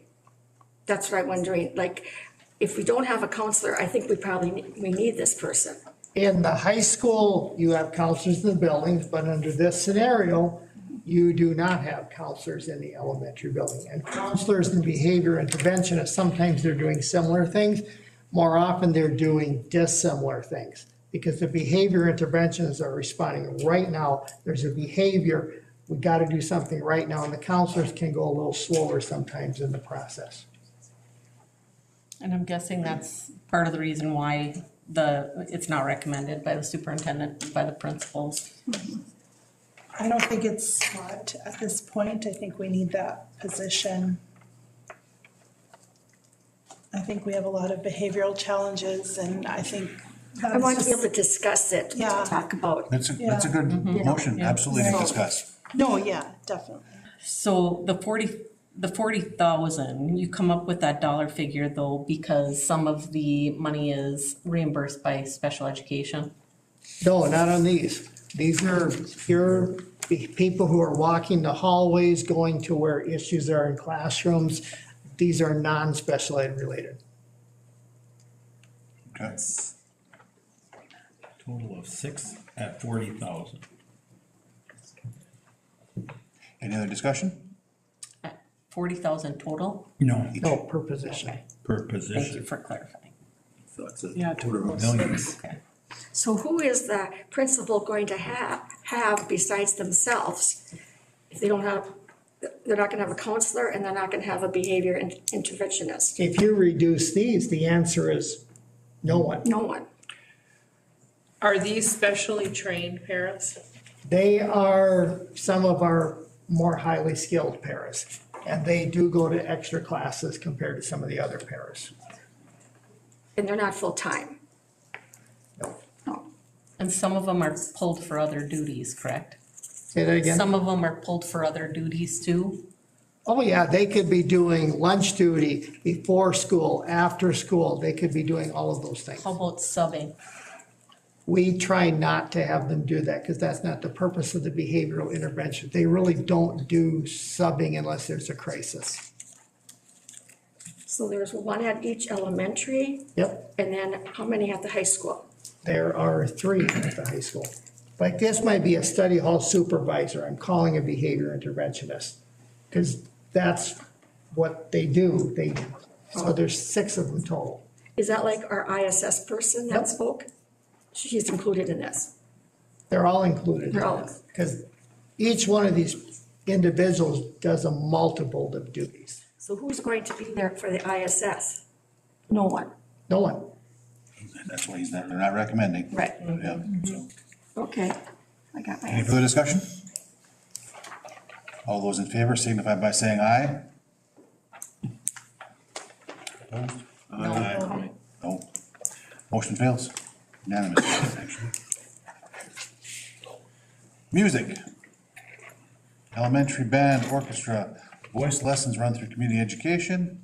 All band, choir, and orchestra begins in the 6th grade. Historically, orchestra began in the 5th grade, band in the 6th grade, and choir in the 7th grade. Proposal moves starting of orchestra to the 6th grade. Can I get a motion? I will make the motion. I'll support.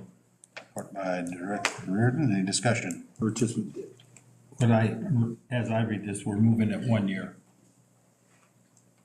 And removing choir lessons. And lessons. Yeah, choir, so they all start in 6th grade instead of 5th, 6th, and 7th. And then voice lessons would be run through community, or voice orchestra and band through community education, which I thought that was a good compromise. Specifically, if we can do it during school hours, and we can do it like, I believe, they had said that high schoolers were helping out. And so if we could have kind of the same system. But they're talking about charging if it's after school. Correct? It's community education, so the lessons would be a charge to families. Right. And 3 to 6, I don't think we should put that burden on our families. I don't. I think we should just leave it as it is. Starting in the 5th grade, we need a feeder program to build these back up. Members of the board, I want to be very clear on this one. Yes, in addition to that, if you say yes to this one, you're telling Chad, green light to set up a lesson schedule for these kids. If you say no to this one, there is no lesson schedule for these kids At all. at all, I think we need to do that. unless the teachers can work it in somehow. No, can't we put the lessons back in so we have the lessons? If you, You can make the motion if you want it. You can make that motion. There's a motion on the you table tell now. me. Okay. Are we doing trips? Are we doing band trips, choir trips? Is there stuff, I mean, to Yeah, they- incentivize the kids to stay in band, that's, I mean, The choir just went somewhere. that where we're planning, the band should be going again, I would think.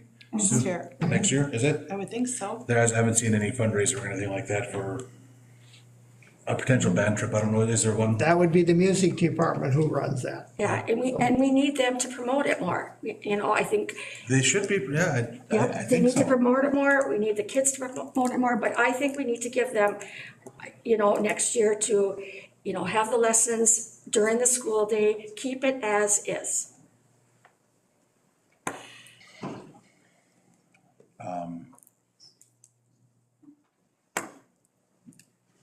Other Should I school take my- districts, Take my motion first and then she can make hers if you wanted, or? Sure. You wanted to have more discussion? I was just gonna ask, what do other school districts around us do? Do you know what grade level they start? What's happening here is pretty typical. What's atypical here is orchestra. Most area schools do not have orchestra, so it's not even a factor in their thinking. It's not uncommon for music programs to start in the 5th grade. It's also not uncommon for music programs to start in the 6th grade. It varies all over the state. Music teachers, there isn't a music teacher alive who does not want their beginning musicians to have lessons right away. They all want lessons right away in that 5th, 6th grade timeframe. They all do. Doesn't matter when you start. It's just what the districts can afford and how it starts. If you said yes to this, Some of these lessons would happen during the day, some of them would happen before school, after school. It just depends when Chad could get the instructors in to do this. And certainly some of your current teachers could also do this before and after school. But think about that student that doesn't have the means to pay for separate lessons. So the teacher that is instructing, let's say orchestra, they don't have, she doesn't know if they're taking a lesson or not on their own. So all they're learning is exactly what. Community ed, I believe, Sliding has scholarships. And Yeah. sliding Yeah. scale fee. But how many of our students or even parents would even attempt to do that? You know, there's going to be some families that aren't going to even ask to get the scholarship. But right now, we won't have it, so this is something that we can offer. I just. And then, and not only that, like, why couldn't we, I know we have a surplus in community ed, and why can't, like, what is happening now, we have high schoolers, so that's free, you know, come and help, and can maybe some teachers, I mean, we all have to make sacrifices. I know it means a lot to the music teachers, so maybe they're willing to devote some of their time. I mean, that would be amazing. You may be teaching after school? Yeah, well, they work till what, 3:30? Well, it also kind of plays into our product-based learning as a senior that loves the French horn and wants to help somebody, or someone that loves the violin wants to help out. But they're not a certified teacher. But they're doing it right now. They're doing it right now. After That's how it's school? No, during the day. That's how it's run, I believe. Yeah. Right. And I know somebody within this room that has done piano lessons for a long period of time that isn't a teacher, but is a community citizen and had lots of students coming to them for lessons. I think this is the best of both worlds, and The numbers are pushing us in this direction. That's the other thing that needs to and be this remembered. is for a year, you know? Yeah, I don't think any of us like this, but I Not feel at like there's all. no alternatives. And I feel like this is a good thing that maybe we can get, you know, like you said, kids there helping, which they're doing already. And maybe under the direction of like Sheila or whatever, and maybe some of these teachers, I mean, we just have to, this is what we have to do right now, and everybody has to tighten their belt. And everybody has to make sacrifices, and I don't want to do this either. I love music. My kids are in choir. I mean, we did private, you know, piano lessons for many years. So I get it. I don't want, we're known for our band and our choir and our orchestra, and that is super important. But like you said, the numbers aren't there. We have to figure out a strategy. Like, we all have to work together to rebuild and figure it out. But I do think this is a good solution for right now, for this year.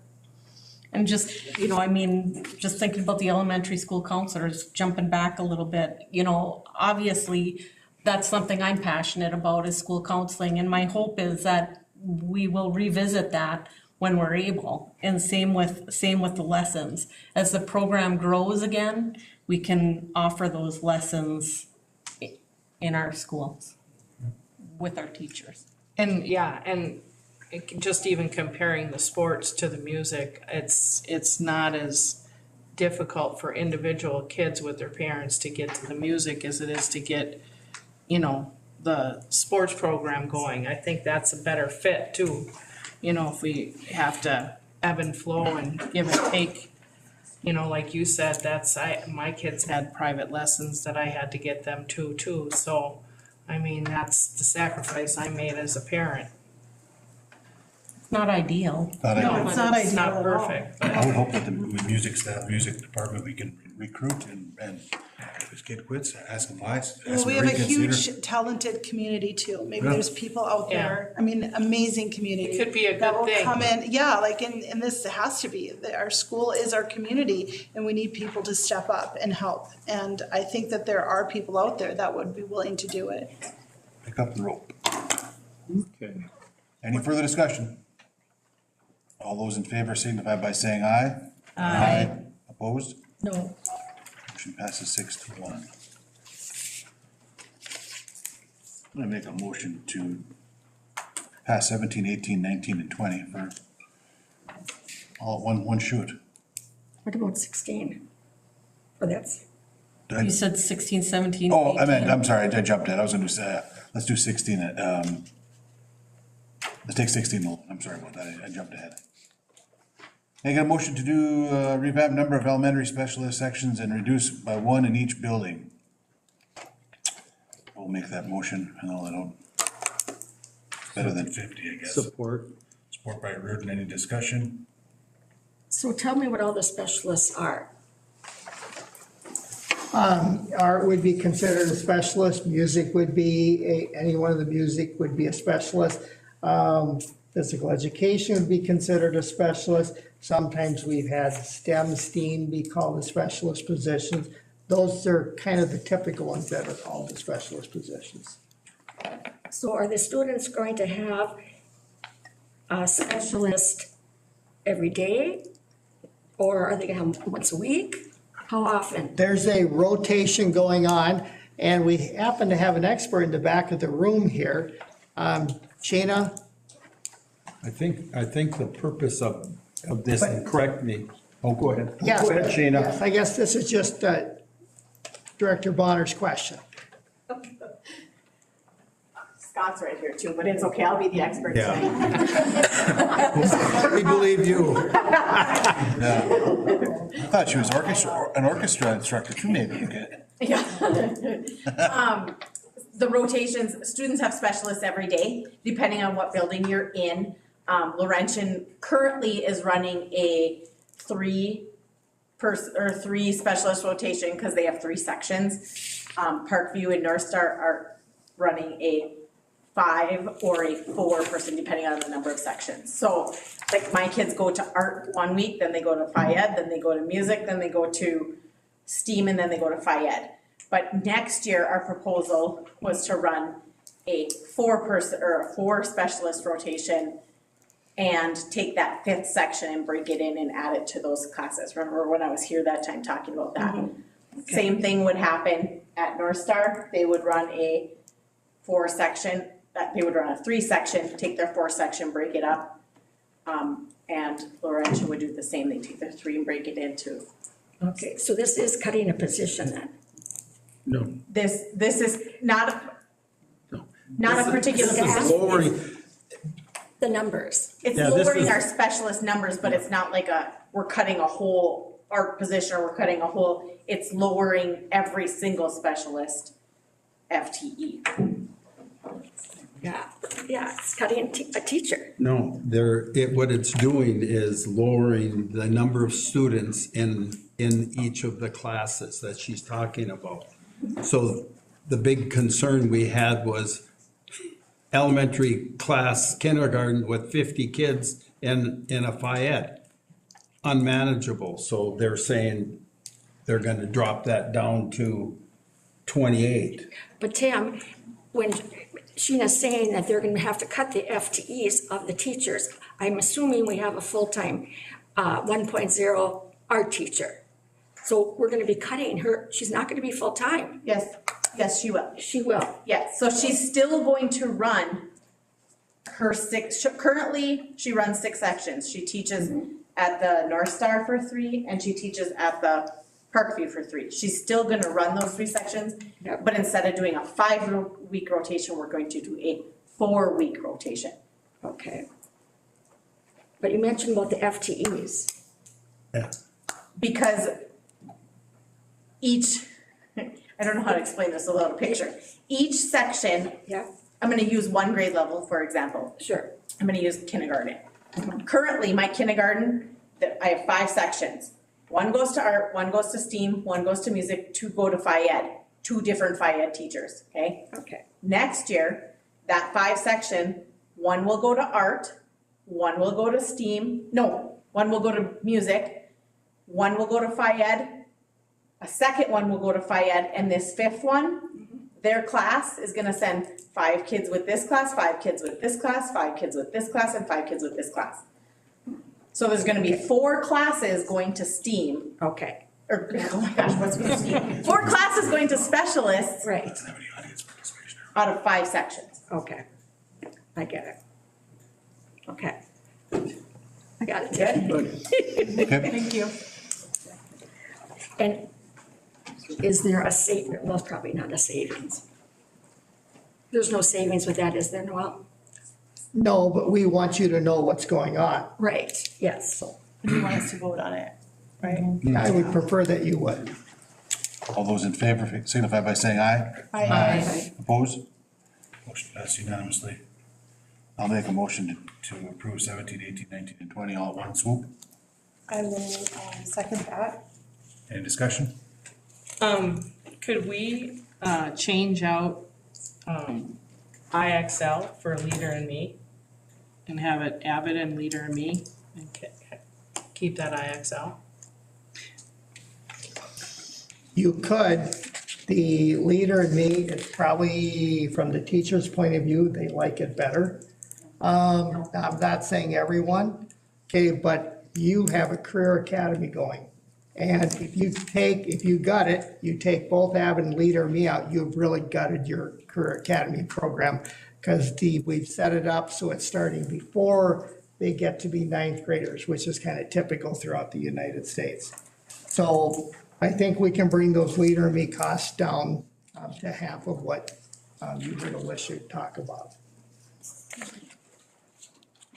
I don't like getting rid of IXL. We bought to every, and I feel like, I don't know. I'm just conflicted because I think the teachers that use it it's really beneficial. It is. And I agree. I mean, I've been an advocate too for IXL because we've discussed it at meet and confirm meetings, but looking at the dollar amounts of how much they cost and the feedback that, I've had some, not all, but some teachers give me, they'd rather see Avid and IXL go, and they're good with Leader and Me going as well. And those are big dollar amount Leader and Me programs, is- and all of them are low for academic return on investment. I did have a teacher say that you could, because you don't have to have like all the programs, you could just have like reading and math. And I just wonder what the savings would be, but maybe we could bring that back or find out about that. Like if we took like the science and away or. And we can, on this one, if you'd like, we can certainly wait and bring back some of those smaller thousands and bring that back to the board. This is not a must decide tonight item. Okay. Maybe we should take that off then. But you could do that. You could delay on that one. Well, there's a motion and a second. Hold on it. Yeah, let's just vote. Okay. All those in favor signify by saying aye. All opposed? Aye. Aye. Okay, so do you want to, Can we just take can I make a motion to? let's just do them one by one. Okay. I'm Alright. sorry, I should have done that, I guess. Okay. Number 17, early hours, I was just trying to save some time. I'll make a motion. I'll support. Okay, motion by Bird, support by Lotiger, any discussion? The only discussion that I would have is staff development committee, making sure that we've got that going and that they are part of the discussions on what is being done during the staff development days, one quarterly, because that's what we discussed having. At the last staff development meeting, you had 0 teachers show up. So we will try it again. Okay, I would appreciate that. And just a note to teachers out there, if you Yeah. want to be a part of that, please I think get on we- board. Plenty of room available, plenty of good seats still available. All those in favor signify by saying aye. Aye. Opposed? Motion passed unanimously. Yeah, number 18, ALP online courses, we manage. I'll move. Support by Lotiger, any discussion? All those in favor signify by saying aye. Aye. Opposed? Motion passes. Number 19, return on academic reductions. I will move that we eliminate Avid. Can we do that? You can do that. I'll second it. Second by Bonner, any discussion? Is that for elementary and high school or just for elementary? K through 12. Yeah. Any further discussion? Now, what, it's for what? Avid. All Avid? Yep. All those in favor signify by saying aye. Aye. Opposed? Motion passes. Reduced non-contract out-of-town staff development trips. Can I get a motion? I'll make a motion. Motion by Husby, support by Lotiger. Any discussion? Hearing none, all those in favor signify by saying aye. Aye. Opposed? Motion passes unanimously.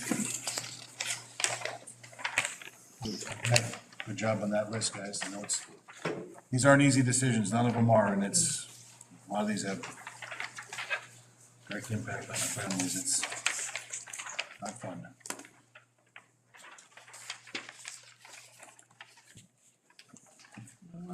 All right.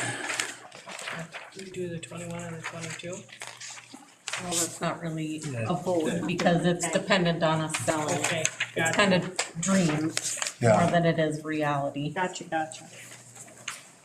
Yeah, we're done with, you don't want anything else, any other action on this? Nope, you can go to 8. All right.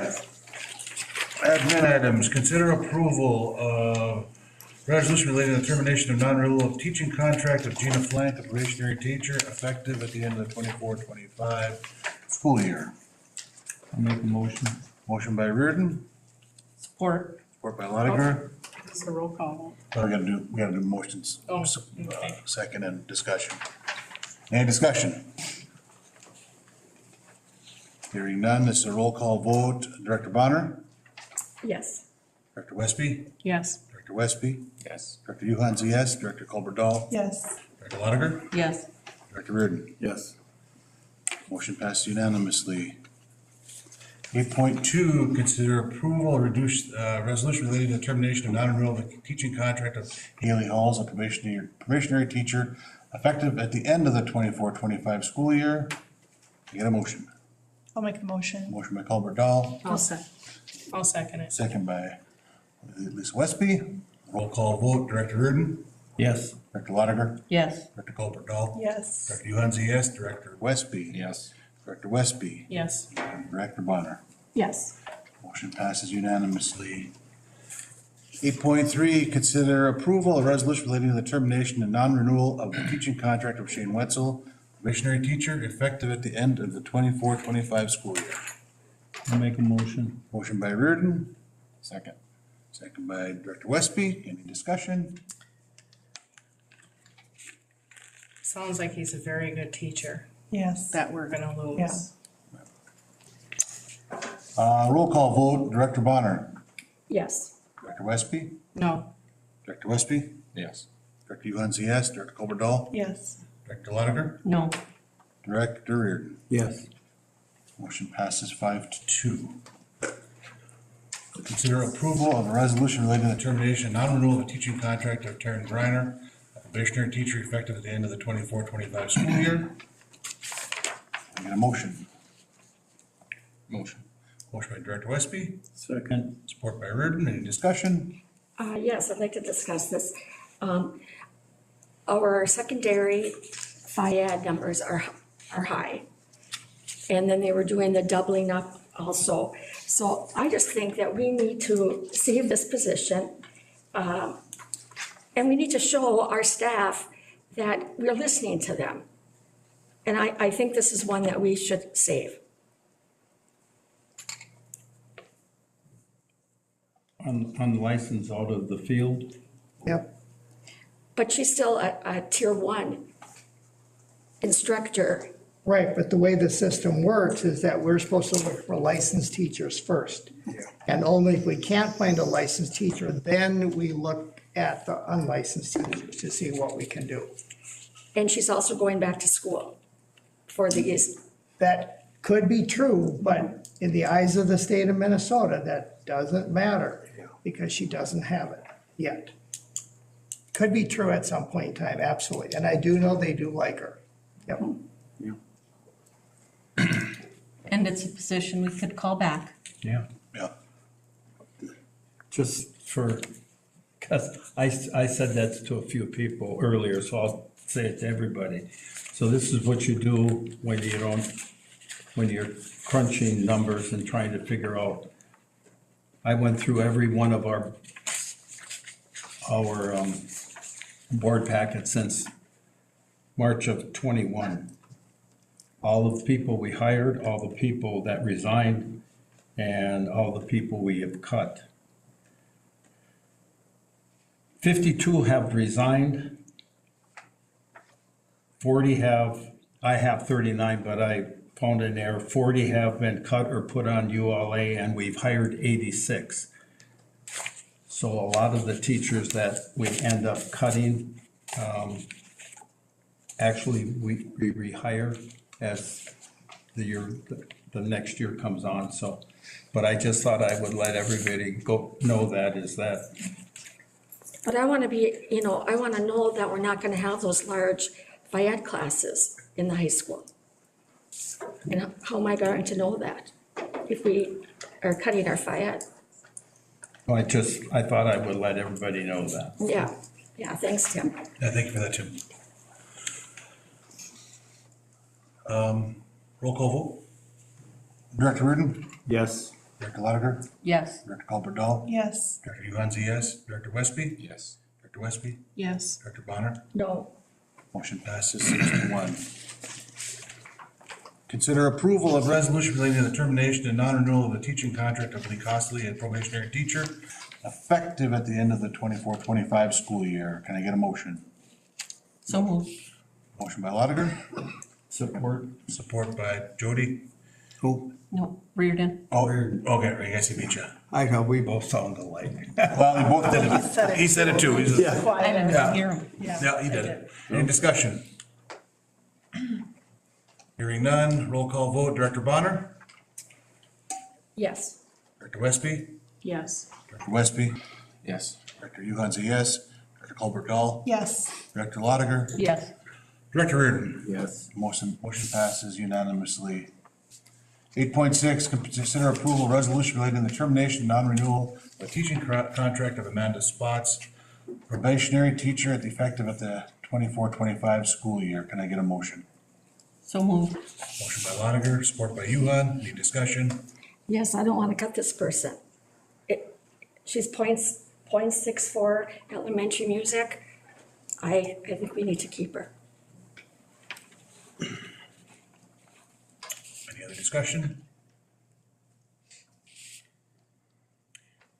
Hearing none. Director Reardon? Yes. Director Lotiger? Yes. Director Colbert-Dahl? Yes. Director Yuhanzi, yes. Director Westby? Yes. Director Westby? Yes. Director Bonner? No. Motion passes 6-1. Director Bonner voting no. Consider approval of the resolution relating to the termination and non-renewal of teaching contract of Laura Bakhtiari, probationary teacher, effective at the end of the 24-25 school year. Can I get a motion? I make a motion. Motion by Director Westby. Second. Support. Second by Director Westby. Any discussion? Hearing none. Roll call vote. Director Reardon. Yes. Director Lotiger. Yes. Director Colbert-Dahl. Yes. Director Yuhanzi, yes. Director Westby. Yes. Director Westby. Yes. Director Bonner. Yes. Motion passes unanimously. Consider approval of resolution relating to the termination and non-renewal of teaching contract of Drew Aho, probationary teacher, effective at the end of the 24-25 school year. Can I get a motion? I'll make a motion. Ty. I'll second it. All right. Motion by Westby, second by Reardon. Any discussion? Hearing none. Director Reardon. Yes. Director Lotiger. Yes. Director Colbert-Dahl. Yes. Director Yuhanzi, yes. Director Westby. Yes. Director Westby. Yes. Director Bonner. Yes. Motion passes unanimously. Consider approval of resolution relating to the termination and non-renewal of the teaching contract of Katie Hunter, probationary teacher, effective the end of the 24-25 school year. Can I get a motion? So moved. Motion by Lotiger, Second. support by Westby. Any discussion? This is probably the second grade teacher that we approved of Right. because Right. there was a need for her, so. And she's a wonderful teacher. too. I'd like to see her stay, just because we had those issues. Can we- She's non-tenured. Do that with, with, At this moment, we would be recommending you let her go, and then if we're able to bring her back, then we would. okay, any other discussion? Director Bonner, Yes. Director Westby, Yes. Director Westby, Yes. Director Yuhan's yes, Director Colbert-Dahl, Yes. Director Lotiger, Yes. Director Reardon. Yes. Motion passes unanimously. Oh, that's a tough list. Yeah. Consider approval of resolution relating to the termination and non-renewal of the teaching contract of Adam Tritt, a probationary teacher, effective at the end of the 24-25 school year. Can I get a motion? I'll make a motion. Motion by Director Westby. Second. Second by Director Westby. Any discussion? Hearing none, roll call vote, Director Bonner. Yes. Director Westby. Yes. Director Westby. Yes. Director Yuhan's a yes. Director Colbert-Dahl. Yes. Director Lotiger. Yes. Director Reardon. Yes. Motion passes unanimously. Consider approval of the resolution relating to the termination and non-renewal of the teaching contract of Claire Walsdorf, a probationary teacher, effective at the end of the 24-25 school year. Can I get a motion? I make a motion. I second. Motion by Reardon, second by Director Westby. Any discussion? Hearing none, roll call vote, Director Reardon. Yes. Director Lotiger. Yes. Director Colbert-Dahl. Yes. Director Yuhan's a yes. Director Westby. Yes. Director Westby. Yes. Director Bonner. Yes. Motion passes unanimously. 8:12. Consider approval of resolution relating to the reduction of the teaching contract of Anita Flores, a probationary teacher. Can I get a motion? I make a motion. Motion by Westby. Support. Support by Jody, heard his first. Support by Westby. Any discussion? Hearing none, roll call vote, Director Bonner. Yes. Director Westby. Yes. Director Westby. Yes. Director Yuhan's a yes. Director Colbert-Dahl. Yes. Director Lotiger. Yes. Director Reardon. Yes. Motion passes unanimously. 8.13, consider approval and resolution of proposing placement of Julia Moline on a continuing contract tenured teacher on unrequested leave of absence. I make that motion. Motion by Westby, Support Reardon. support by Reardon. Any discussion? Hearing none, roll call vote, Director Reardon. Yes. Director Lotiger. Yes. Director Colbert-Dahl. Yes. Director Yuhan's a yes. Director Westby. Yes. Director Westby. Yes. And Director Bonner. Yes. Motion passes unanimously. Made it to the end of that list. Consider approval of resolution relating to the canvassing the returns of the special election. So moved. Motion by Reardon, support by Yuhan. Any discussion? Hearing none, roll call vote, Director Bonner. Yes. Director Westby. Yes. Director Westby. Yes. Director Yuhan's a yes. Director Colbert-Dahl. Yes. Director Lotiger. Abstain. Director Reardon. Yes. Motion passes 6-0 and 1 abstention. Consider approval of resolution authorizing issuance of certificates of elections and directing school district clerk to perform other election-related duties. Can I get a motion? I make a motion. Motion by Westby, support by Reardon. Any discussion? Roll call vote, Director Reardon. Yes. Director Lotiger. Abstain. Director Colbert-Dahl. Yes. Director Yuhan's a yes. Director Westby. Yes. Director Westby. Yes. And Director Bonner. Yes. Motion passes 6-0 and 1. Meeting announcements. The next regular meeting will be held Monday, April 28th at 6 PM, Rock Ridge Admin Building. Can I get a motion to adjourn? I make a motion. Motion by Westby, support by everybody. Yeah. Thanks. Great job.